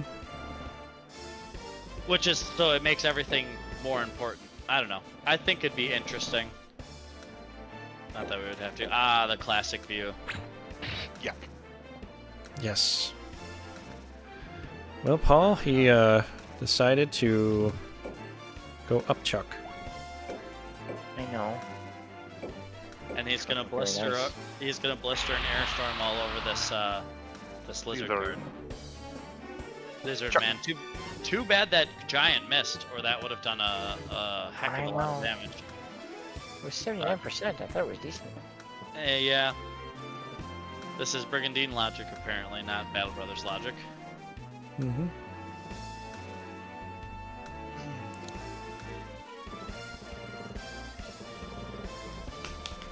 Peasants are fun too. Battle Brothers, by the way. Peasants are really fun because it's just so many bodies. Well, let's Yeah, start with this guy. Fly, Yeah, my see ya. friend, fly. Fly, fool, fly. They'll be there Yeah, next turn. you kind of put him in the perfect position, Durriken. No, yeah. Next turn he'll be right back there again. Yeah, but at least it's gone for a turn. Yeah. No, I think lizard guards and nightmares are very undervalued. I know a lot of people like lizard guards, but they're just so strong. I use lizard guards all the time, and They're stuff with me, judo tech. there's a fight that me and Trigger got to the point where we're using lizard guards and centaurs like crazy, just because of the fact that they're cheap and very effective. Yup. I think the wolf is more underrated than either one of those two at this point. Yeah. Well, Fenrir I is know how to play that underrated, yes. angle pretty well. Fenrir is really good because you can hit in and move away, and you can open up another spot for another attacker. They are very good. Their evasion's Although- decent. Their evasion's decent, although in my mind, Lizard Guard does trump Dog. Lizard guard versus dog Lizard in a Guard straight up wins. fight. Whoa. I don't know. I still think the wolf wins, and I'll say just because of the breath. Again, a non-counterable move gives you free Yeah. damage. So, but if the lizard starts going like, oh, I'm gonna breathe and breathe, or if I'm gonna like block every attack by the wolf, then yes, I agree. That's But- one thing I'm disappointed with them removing from the original is the lizard guard's The breath. yes, yeah. No, it Yeah. wasn't. But they didn't get the breath until the Level up. Yeah, the level up. So Yeah. yeah. Or the evolve, or not the evolve, the class up. Yeah. Yeah. I do see what you're saying with the breath, although I will roll my dice on the lizard guard's block and hover over the lizard guard. He has relatively good agility as well. It's But not in the original, dog. right. But in the It's original, not I would dog, take. but- Yeah. In the original, I would take the dog more. But in this, because evasion matters a little bit more. Yeah, I could see that. Yeah, and the lizard guards still have relatively decent agility. I believe it's like 60 or 70, right? Lizard guards have pretty good agility. It's not as good as the dog. It's 64. Dog has 74 agility and 64 strength. Really, Lizard guards got like 74 strength, 64 agility. So it really comes down to if the dog can get its breath off, and if the lizard guard doesn't block for the dog, or if the dog evades an attack. But for the lizard guard, if it gets a block or two, I think it takes it because it's also chunking more damage and has more HP. Mhm. So I think in a straight up 1v1, you know, it's a roll of the dice between a lizard guard or a dog. I bet if you ran an AI simulation against the two, they'd probably roughly wind up 50-50. I don't know. yeah, it sort of depends on a lot of factors, actually. It really depends upon what you're up against, too, because you got blue or you got black. You know, if you're up against the queen, yeah, it could work out well, but then again, with the queen, hellhounds just never really surmount when you got a bunch of holy words, you know, tickling it from a distance. It's just, it doesn't really pan out too well. So if you got a hellhound and you're going after something that's not holy, I'd have to say that's probably the better option, even though the breath attack would definitely hurt the holy creatures quite a lot. But Lizard guards have higher intelligence, right? Or and the lizard guards have higher intelligence plus a block. So if you're going after holy stuff, lizard guard. If you're going after non-holy stuff, I'd have to say probably the hellhound might be a little better to call. But then again, the hellhound is kind of hard to survive initially, so you got to get a little lucky. And the only way I'd probably put the hellhound over the lizard guard is if you have a poison fang. If you have a poison fang, I think then you're in the good, because a poison fang, then you can get a dot on the enemy along with breath attack, ins and outs, and stuff like that. You can get other factors to work. Otherwise, well, if we have a poison fang, can we make the lizard guard a lizard king so he can just swing 3 times? Or twice, I mean. He can swing twice a turn. You know what I mean? If the argument is the poison fang, which I agree, the poison fang is amazing. The dot, that will definitely beat the lizard guard. But if that's the case, lizard king. I mean, if you want to talk about max out or at tier 1, it really depends, I suppose. Mm-hmm. Tier 1 with the poison fang, yes, you'll probably, as long as you get that dot off, you'll win. I think. And most of the time, you actually do get the dot off. It's weird, but it's a 25% chance, and you get it almost like every third time. 50% of the time, or like 50%. You get a lot actually with that. Yeah, and I think some tiles in this game, I don't know, man, I swear, I don't know if you've seen that, but I swear there's some tiles you can stand on, and you'll stand there and just crit. There's been a couple that I've noticed, yeah. Where, like, there's this one, long time ago, I remember a dog had a poison fang, and it poisoned 4 of the creatures that attacked it, and I surrounded it, and every single one of them got poisoned. And I was like, what is going on here? Is it a tile, or is he really just rolling 25s that whole time? Which it very well could be. I've seen it happen more than once in Battle Brothers, so you know. Yeah, I've had some really horrible situations in Battle Brothers where, like, all these chances it shouldn't have happened, and I lost an entire team off of just the weirdest stuff ever. Yeah. Never could figure it out. Yeah, sometimes there's rolls where it's like, oh, they just hit 3 20% in a row, but I missed a 95 and an 86. Got it. Mm-hmm. You know, and then it happens 2 or 3 times in a row, and you're like, really? Huh? Okay.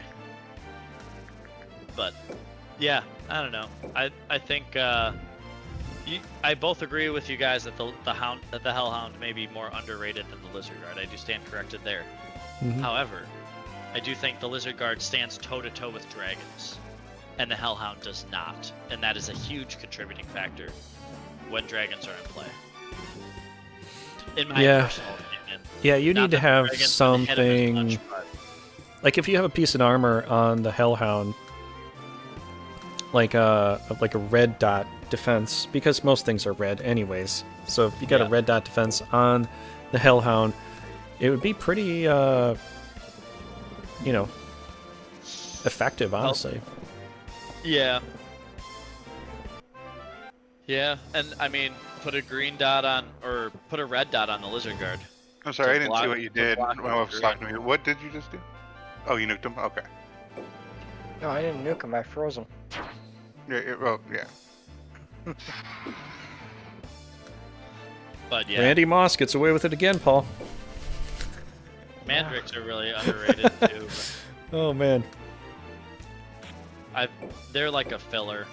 Mandrakes are a filler. I do like them, and I do think they're underrated Yes, please. with the paralyze. And and scorpions are also underrated because of the poison, because that can be huge. The reason it's huge is because you can take out some of their MP with a cure spell instead of a heal, or they let it sit and it does its magic. So.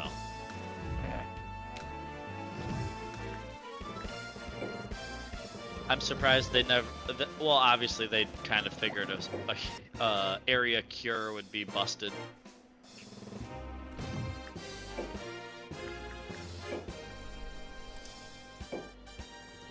Dwindle away. Young dragons, and it hit. Holy Wally, he's making you weak. And he's I know. putting fury on himself, and he's shooting you with the bow. I don't know. Okay.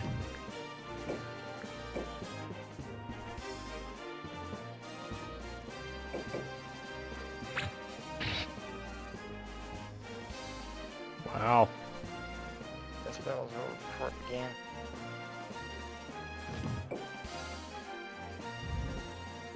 How's Skywood feeling? He'll be feeling that in the morning.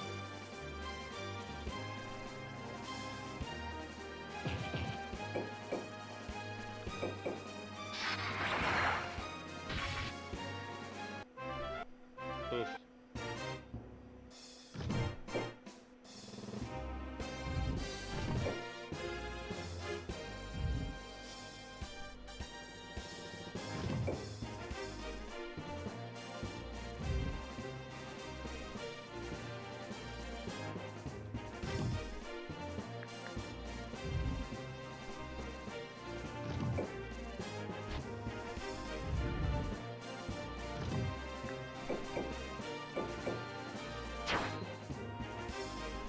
Miss.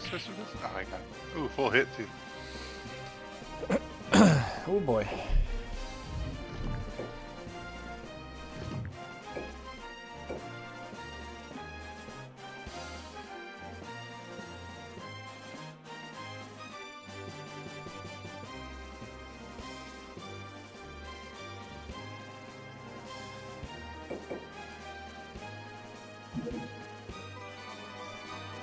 Nice save, Durriken. I don't know if it's saved, but I'll take another hit. He's breathing for now.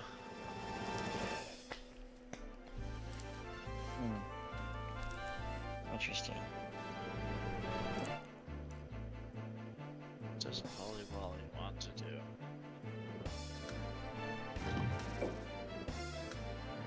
Holly Wally has a shoe. Yes, I do have a shoe. What about it? He's shooting the shoe.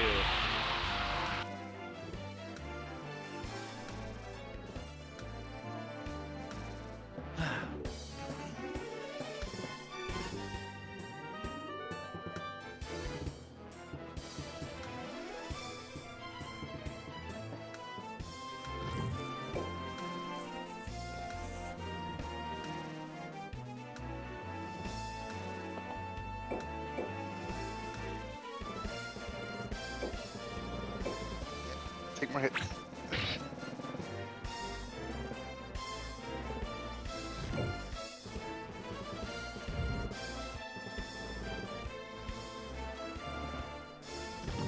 Could do it. You could kill it. You might.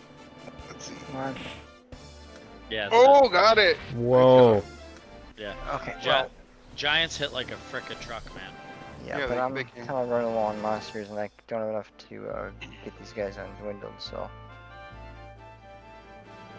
I'm gonna have to head out. Wish I could have got this castle, but Run away! Run away! let's go back and get some other guys. Run away! But you are not getting out with completely, you know. I'm scared. Yeah, no. We both lost a few First and foremost, though, this guy's come back. Bring he him still back! can't- Bring him back to the blue at least! Okay. He can get to the blue through the forest. Yeah, he can. But he can't attack, unfortunately. I suppose I'm here, your guys. I'm dimension- here. And Your dimension worked. See, as long as you delay them for a few turns, at least it does something. A little too late there, buddy. I'm here. Well, maybe if I can get a nice kill on this guy, might get closer to a I want to do this. Yep. Yeah, it's a kill. Got it. Good job. 620, level 9. Yeah. Oh wait, I gotta check him. See how much he needs. Oh, 375. So we get the grant, you know. Just trying to see Yeah. how long it was. Okay, well, let's see. I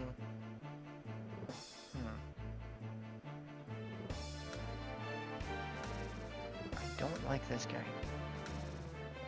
I don't think I have enough to kill him, unfortunately. Well, you know what? What do you want to do?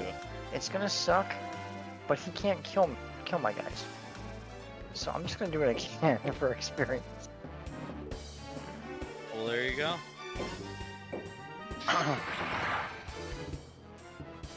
Not bad. Not too shabby. Even though he's dwindled. Yeah, I know. 94, that's not bad actually. For a dwindle. Run away! Run away! Good, yeah, you go first. Let me get out of here.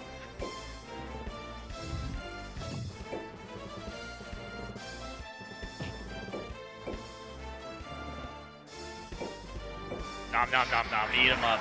That was a good play. Oh, Wow, and crit. critical. Oh, no, That crit- might spell. That's I gonna. might be able to get him. I think that might spell doom. I got him. Yeah. Yeah. Especially because. I know Well, where I'm thing. going for 100%. Yeah. Yeah. That's why I figured you moved it. Got it. Got Yeah, it. I gotta get rid of some of those dragons. That was way too many. And you gotta go Faxy's eye out of it. You took one of his items. I'm sorry. Took one of That his hurt. monster items. That's like +6 attack and red damage. I think. Here comes I the think it's red pixie. damage. Go, Pixie, go. Now Get- you're dead. Get one shot by crit. Winging. Yeah, get Yes, get one Bob. shot. Wing it. It is Bob. Oh, And you got a crit him? crit. 27. Come on. Can I crit like be like a leave me be or something? No, you're not on the offensive side. Defense? Yes. I know, but I thought I was hoping to like, crit.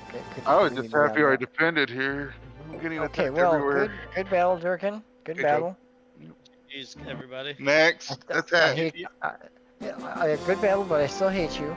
You got rid of 2 dragons or 3 dragons? 2 dragons. I got 2 dragons because he had 2 5 dragons. altogether. Yeah. And then he took a couple centaurs and a wyvern. Yeah, man. Good game. Good game. And my wyvern, that guys were level 8. That wasn't good. I know. Hey, Valencia. How's it going?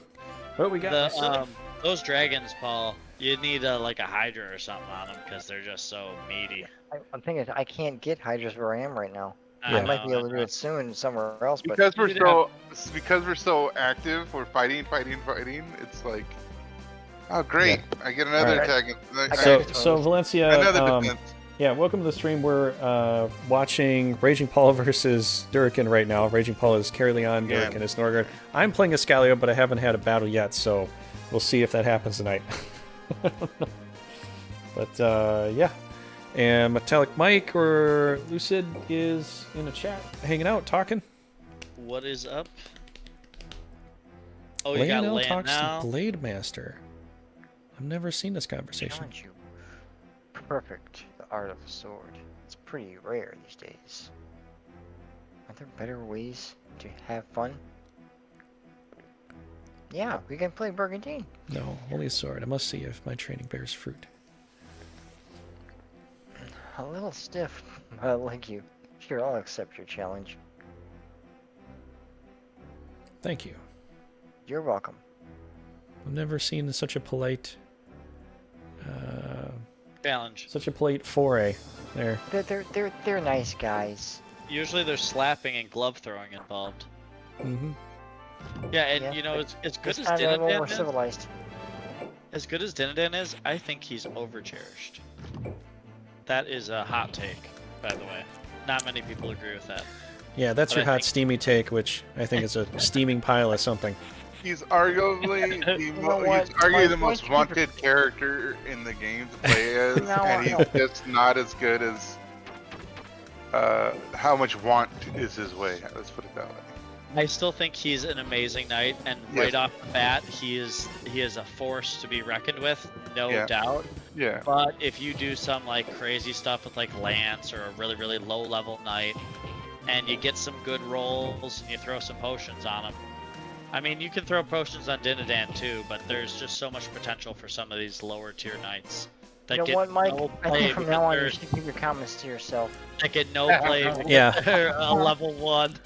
I think get no play because they're a level 1 and they're a trash knight. Like they Yeah, have but here's the trash thing: knight. if But ifs and Lance is at level just 12. just listen to this. If ifs and nuts for peanuts and nuts, then we'd all have a party at Paul's. So Fair. They'd all have fucking balls. I like No, I still think I'm not denigrating Dinadan. I still think he's an amazing knight. It's Better just not that degrade him. when you take one of those really grummy tier 1, level 1 knights and really put the work into them, they can end up better in the long run. Better not be dissing Dinadan. I'm not dissing him. Just saying. Better not be. I'm not saying. I mean, Because if you do, there's gonna be repercussions. Very severe repercussions. Dinadan is good, but I mean, Leave it at that. He's good. Leave it at that. You say another word, Lance as a king is better.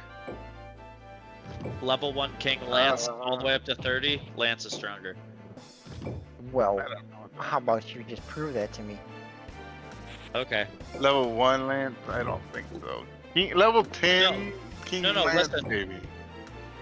No. That's not what I'm saying. I'm saying starting at level 1, make him a king, and then level him up to level 30 as a king, and level Dinadan up to level 30. Lance will be Dinadan. Game be over, but yeah. Yeah. No, I'm saying like no, I'm not saying no. I'm not You're saying probably that right. that's I'm gonna just trying to give you a hard time. Yeah.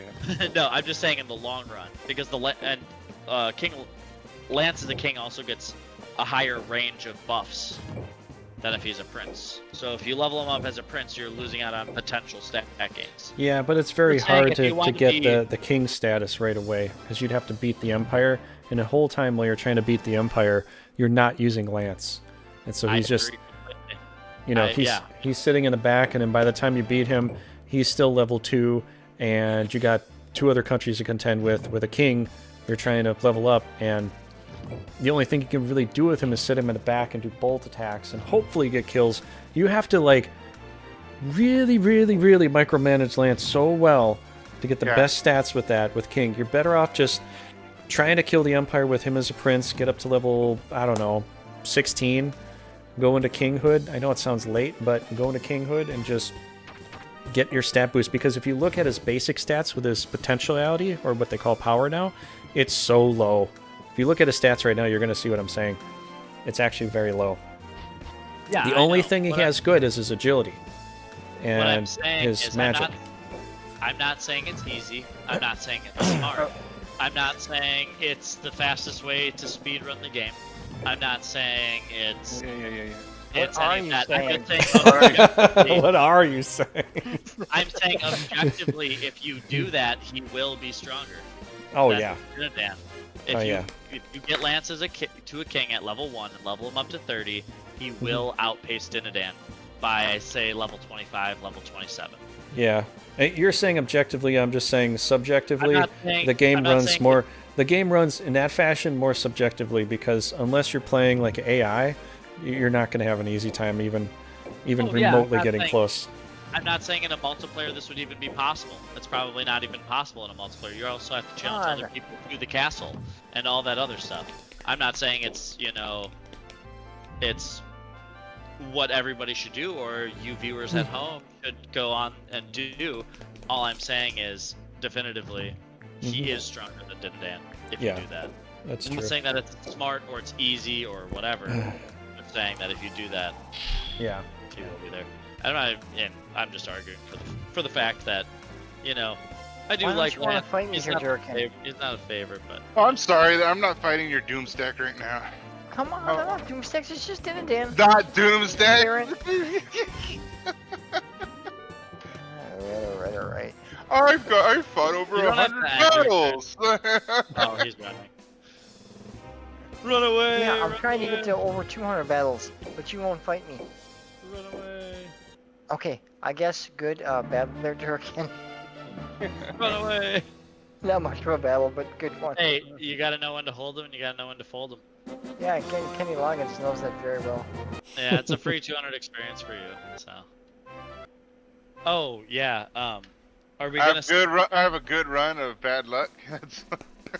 It doesn't seem like anybody. Yeah, you gotta have to defend the other one though. I tried to get his ass, couldn't get it. What? Trigger. It also Why doesn't you seem be- like Oh, any he got you shadow first. box thing. Oh, jeez. Ouch. Doomstack. Anybody? Yeah. So who's talking about doom stacking over here? Yeah. Well, that's why it's fine. I understand it's Doomstack.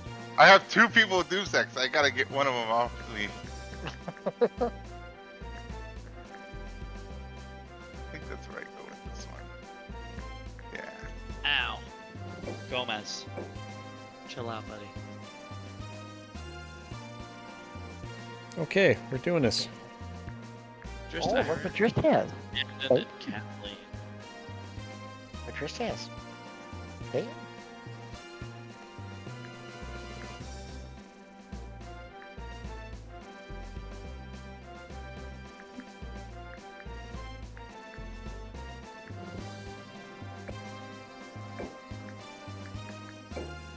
I use Kathleen, not Drist.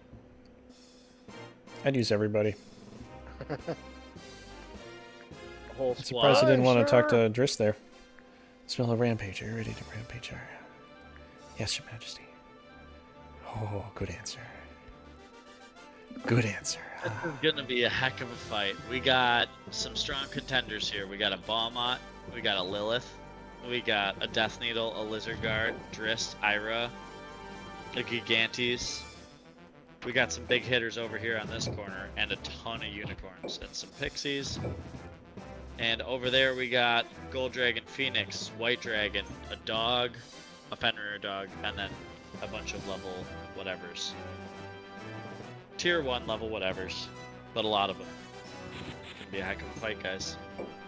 Yeah, it will be. Buckle up your popcorn and strap your Strap on? keister into your seats. Yeah. Okay.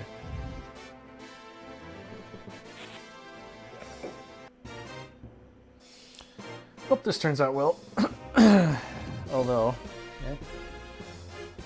Local play? Kind of. Yes and no. It is and it isn't.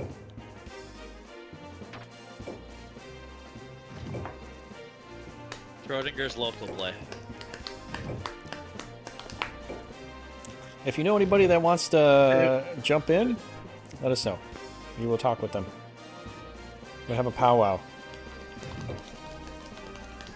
We're doing chatting sessions with the AI robot Paul for $20 every 30 minutes. So Uh-huh. if anyone's interested, inbox Yep. Raging Your Paul mouth. at I am not a robot. I'm a human being. I always have been.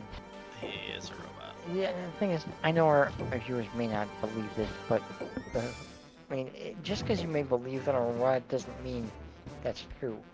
I know. I mean, whatever you believe doesn't change the truth. And truth is in the eye of the beholder.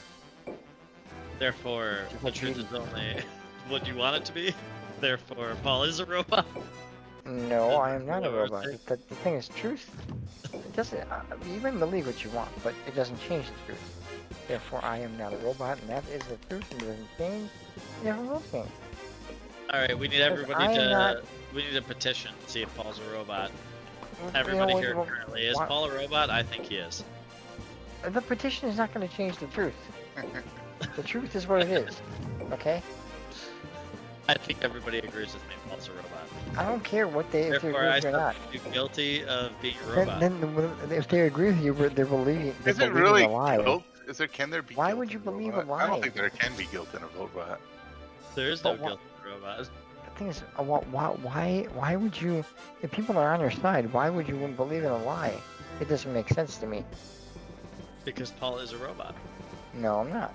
Because I have emotions. You've been sentenced to being a robot. so- I've done things that I'm not proud about, and I have guilt before that. I have some regrets in my life, you know. My single greatest regret. That's exactly what a robot would say after hearing that robots don't have guilt. My single greatest regret is that I didn't kill Mike when I Chase had the and chance. My single greatest regret is I didn't kill Mike when I had the chance. Okay. However, I can rectify that situation. By You didn't becoming kill human what? again? I said my single greatest regret is that I didn't kill Mike when I had the chance. But I believe I can rectify that situation. Kill Mike? Yeah, apparently. Because I'm calling him a robot. Why don't you come over, since you know where I live, why don't you come over here, lay down, put your hands behind your back, and I'll take a bush knife and stab you 37 times in the chest. Little robot. Wow, 30 specific See, amount. exactly. No guilt. Do you see what I mean? No guilt. It's confirmation he's a robot. We need to put him in robot jail. He had a specific number. Yeah. That's what I'm saying. No guilt. He's a robot. Remember the But day now he- when we're now- gonna go out and now he kill all can't- humans? Now he can't like claim like insanity because he's put a number on it. Premeditated it. Yeah. Wait, 37 times to kill a person? I wasn't aware of that. I think one can if it's placed well enough. Yeah, you Yeah. can go Lorena Barbet Oh, on him okay, and then. listen, I did not know that. Okay? I did not know that. Well, now you do because the AI sentience is taking over your little robot brain. And Mhm. hey, guys, stop fighting.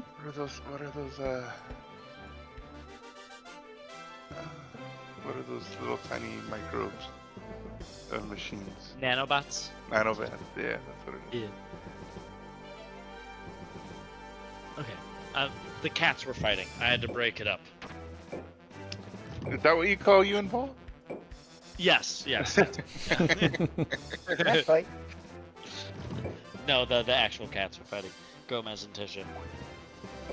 They're more or less playing, but Tisha sometimes just says, no, I don't like it. She could be very chill. And You know what he's you a should little- do? He's a little more high strung. You know what you should do with the cats? Throw them down the stairs and see if they land on their feet. Oh, they always land on their feet. Yeah, no, they always do. I saw someone throw I his wonder cat if down they like- even care about like that. I half think foot of I think stairs they and land probably on think it's more of a challenge. Huh. I don't know. They have they do this really fun thing with their tail. It's like, it's not like counterweight. It's actually just stability and being able to become stable with the ground as you're coming down. Mhm. It's almost like a rudder. If you think about like a rudder on a boat. Yeah. Yeah, they Yeah. just have a natural affinity. That's why I thought, if cats where they initially came from, I'm sure they were just the giant versions of the mountain cat, the mountain lion. Oh yeah. Because Yeah. jumping from one thing to another and then landing gracefully, I mean that's only something a mountain lion would do. Well, they seem to think that the smaller species of cats got more docile because humans were they would be around humans and they'd have access to food. I'm Because sure, they- yeah, but it I'm was sure. like a symbiotic relationship where the cats weren't like, we want to be with you. They just realized, oh, the humans have food, and the things we like to eat have the food. and or want to go for the human's food. So then they like congregate around. I think that's the most basic colloquial understanding of the evolution with cats and cats and humans. I love And those then mean eventually- videos. What? Go ahead. I love those mean videos where the cat's like mad at the people, or the person's like, if we were in ancient Egypt, you'd be dead right now. Yeah, right. Yeah. Seriously. Well, and it's funny because it seems to be that obviously the reason why they like people now is because the ones who interacted with the people more survived at a better rate than the ones who didn't. Therefore, at least that's what they are assuming with these sweet little critters. I mean, cats can be pretty mean, but Gomez is just a big love ball. So I don't think he has got a shred of being mean in his body. He's just high-strung, hyper, wants to play all the time. That's Hey, just an excuse. Yeah. Yeah, He Paul, does, Paul's reasoning is it's an excuse for him because he would normally kill, but he can't, so Yeah. he's just Paul playing was instead. there. Yeah, I mean, I raging Paul. I rage. I kill. That's what I do. I can't get away from that. It's just you have to live up to your name. Hmm? Yeah, Robot Paul. Yeah, you kind of No, do. No. that's not my name. It's Raging Paul. Raging Robot Paul. That's not my name. Raging Paul the Robot. No, it's just Raging Paul. That's all it is. That's me. RPTR. We got an acronym.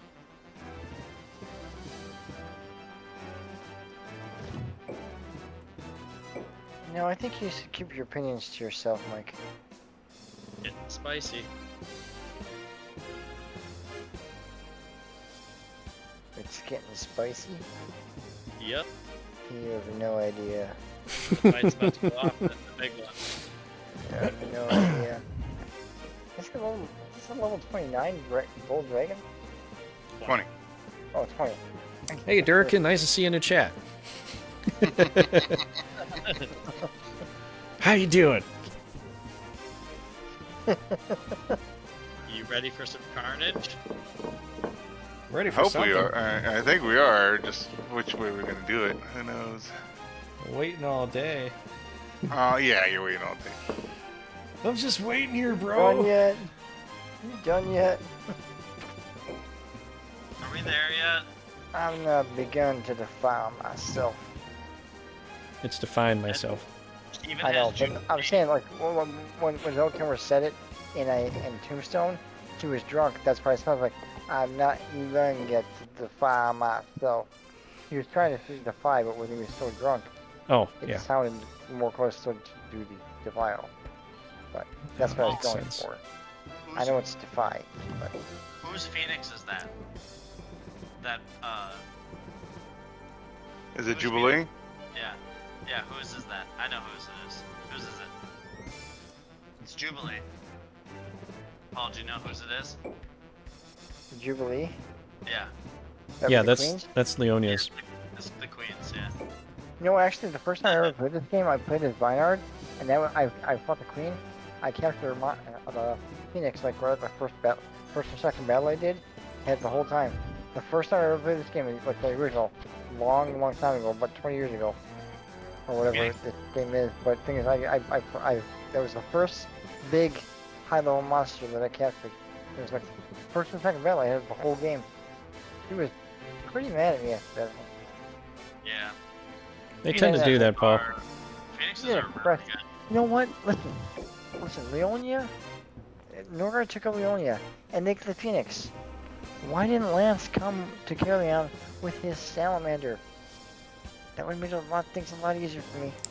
Because Lance eventually lost, so he lost all his stuff, and But I don't- he went And over.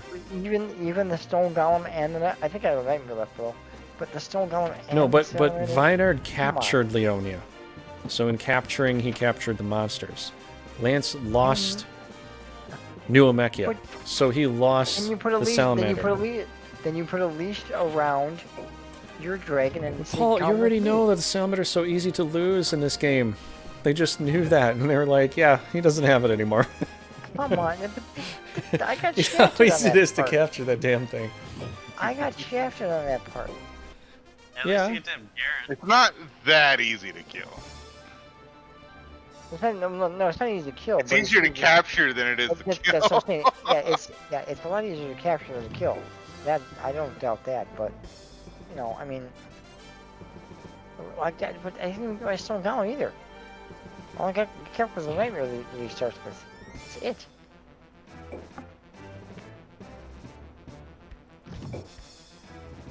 Just be happy there's no, like, dragon lord, I mean, what do you call it, vampire lord on one of the sides. Yeah, that's a good thing. But I mean, So out of the two big games we played, by the way, Mike, my group ended up catching the vampire lord, and ended up catching, and then I ended up getting the salamander. oh wow. The next game. yeah, Yeah, he pretty much got all the best monsters, and he captured most of them Wow. from the enemy units. And Well, when we fought Lance for the last battle, we all three of them attacked Lance at once, okay? And I think Trigger got the first attack though, but couldn't completely do it because it was just like, you know, just to stop us from getting there. I attacked because they attacked with 3 guys each. I attacked with 6 or 7 knights. I didn't get 1 attack at all. I attacked with more guys, more chance of getting it. I didn't get to fight Lance at all. Yeah, I got him. Well, because Durriken, I would have done the same thing you did. I Go know. Kill Lance and get a salamander. Yeah, we I both tried it. Yeah, I would have done the same thing you did. It's good to see that nobody does shadow boxing anymore. Really? Well, have you guys been doing shadow boxing? No. Well, right.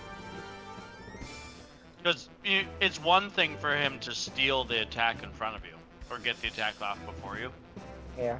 but to purposefully attack to block an incoming attack, I don't know. I guess it's allowed, Yeah. but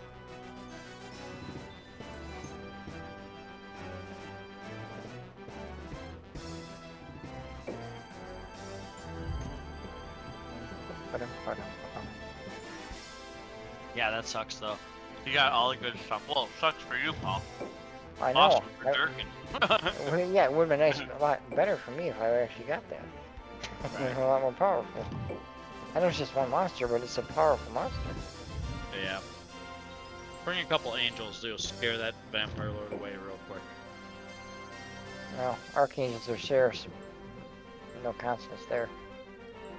Yeah, well, I mean, even if it walks into one divine ray, it's not feeling too good. Oh yeah, well it's like And then you 320. can hit it with a It's couple like, like 325 just for one divine ray. So yeah, that would really. triple Yeah. black, triple You black. got 2 divine rays. You're pretty much done for it. Yeah. Unless, of course, you give an item where he resists white. But, I suppose, yeah. Or a lapis. Huh. well, yeah, but that happened once. Me and Trigger were against each other. He had 3 white dragons. Okay, I killed all 3 of his white dragons, and all 3 of his dragons had the lapis elixir. Really? So I killed all 3 white dragons, and then I killed 1 more after that and make him dead. Because I had really powerful army. Both had powerful armies though. So I could deal with 3 or 4 white dragons and kill them off. I cannot deal with 6. Right. So I killed all. I broke all the lapises, and I killed 1 more white dragon before I had to leave. But it was when I found out all of them were reborn with full hit points, I'm like, this is. I mean, all 3 of them. I understand 1, but all 3 of them was insane. That's too much. He killed Question like crazy. I got Question 2. I didn't get a single lapis for any of my guys. He stole them Yeah. all. He got them all. Sometimes it's just the breaks, right? You know, that Yeah, sucks. I hate the breaks. Break. Breaks suck sometimes. What is gonna happen? too much thinking. Oh, Mister, I'm gonna check the range of each one of these character creatures. Telling me I'm doing too much thinking.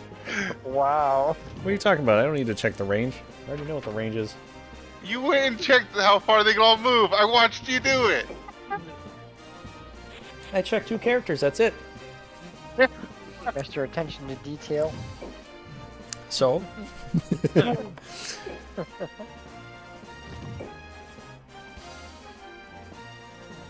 guys mind if we color for this? I'm getting a little kind of tired though. Yeah, that's fine. We still have more battles next week to go through anyway though. Oh, Yeah. Yeah, there's a lot of battles going off. I think we're not even through half of them for this first attack, are we? Well, We might I'm actually be actually for done. half of them. My 2 attacks already went. Oh, okay, so I'm this done. might be the last one. Is it? No, there's another one after this at least. 1 or 2 more after this. Did Trigger attack north by Ascaris at all? Is that what we're? Or is that what he 1, did? yeah. Yeah. Oh, 1. Okay.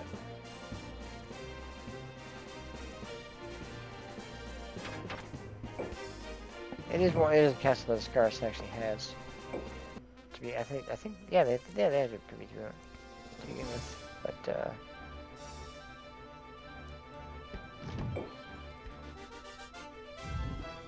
wait, does Norgard have Esmery right now? Is she a knight that you can fight with?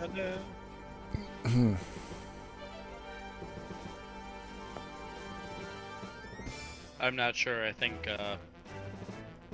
maximum brain power is being used right now. It could be. I can see that. Could be. This is a big fight. Yeah, of course this is. This fight might take a little while because it's a big fight. I'm actually surprised he didn't say, let's just save it and move to do it next time. That's what I was thinking. One of you guys are gonna say. Do you want to save it? Well, if Paul's getting tired, I don't think. I like, say, it's gonna, we're at a point right now, I think that after this character's turn, if you want to save it and go and do it, and do it next time, I'm okay with that. It's actually a really good point to start the next fight off. That's all I'm saying. Mhm. in all fairness, because it does leave a bit of a cliffhanger, and then it's also, you're right into the fight next time. And this is a big fight, and it'll give everyone a chance to re-energize their brain and freshen up for a brand new fight. Yeah, I'm sad. Well, I'll wait till Dr's turn here. I was really sad because I should have gotten his ass, but someone had other ideas, like putting 5 dragons against me. Yeah, You there's should a not lot have of done. You should not have done that. That was very mean. One thing I do wish they did with this game is they made a 2 different choice level up path for the rock. I do wish they made like they had in what was that one version that you guys played a while ago where all the typings were all different and stuff, where there was like more stuff to it. Do you remember what I'm talking about? You mean when you could go rock with through a Thunderbird? Yeah. That was some other. I can't remember what that was, but I do remember that. You could either Phoenix or Thunderbird. Yeah, I'm just thinking that's one thing I do really like the Phoenix. I just also really like the rock stoning ability. So I wish they had like a 3-path level up where you could keep the rock as like a better version of the colorless rock, and you still keep the stoning ability, like a bigger cockatrice or something. And then and then Well, have like a you Phoenix. should have said it like this, like a bigger cockatrice. Yeah, right. Or maybe they should have had 4, one for each color and colorless. That would have been really cool, and that would have been something that would kind of add. You could have a green frontline fighter. Yeah, That's well, more they, reliable. thing is that I feel the only thing where they have like a You wanted to go to the different turn too? What? We're gonna go. they got the most versatile colors for the gins. That's the only match they got like most colors for. Because they got Right.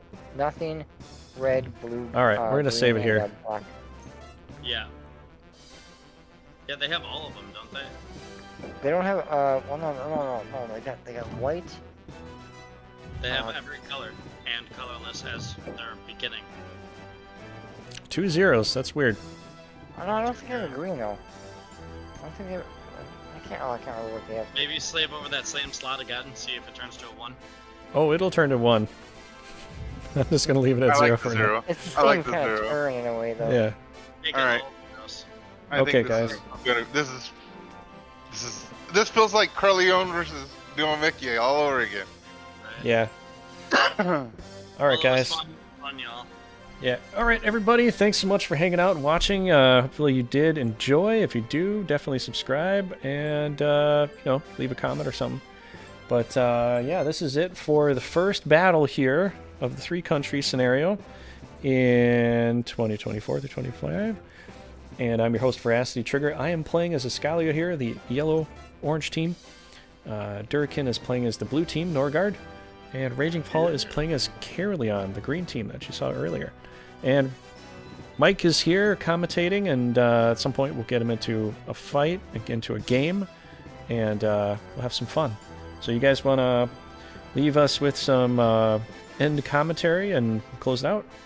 Yeah, I'll say keep on raging, stay triggered, and remember, with me it's not easy being green, so I have a tough time here.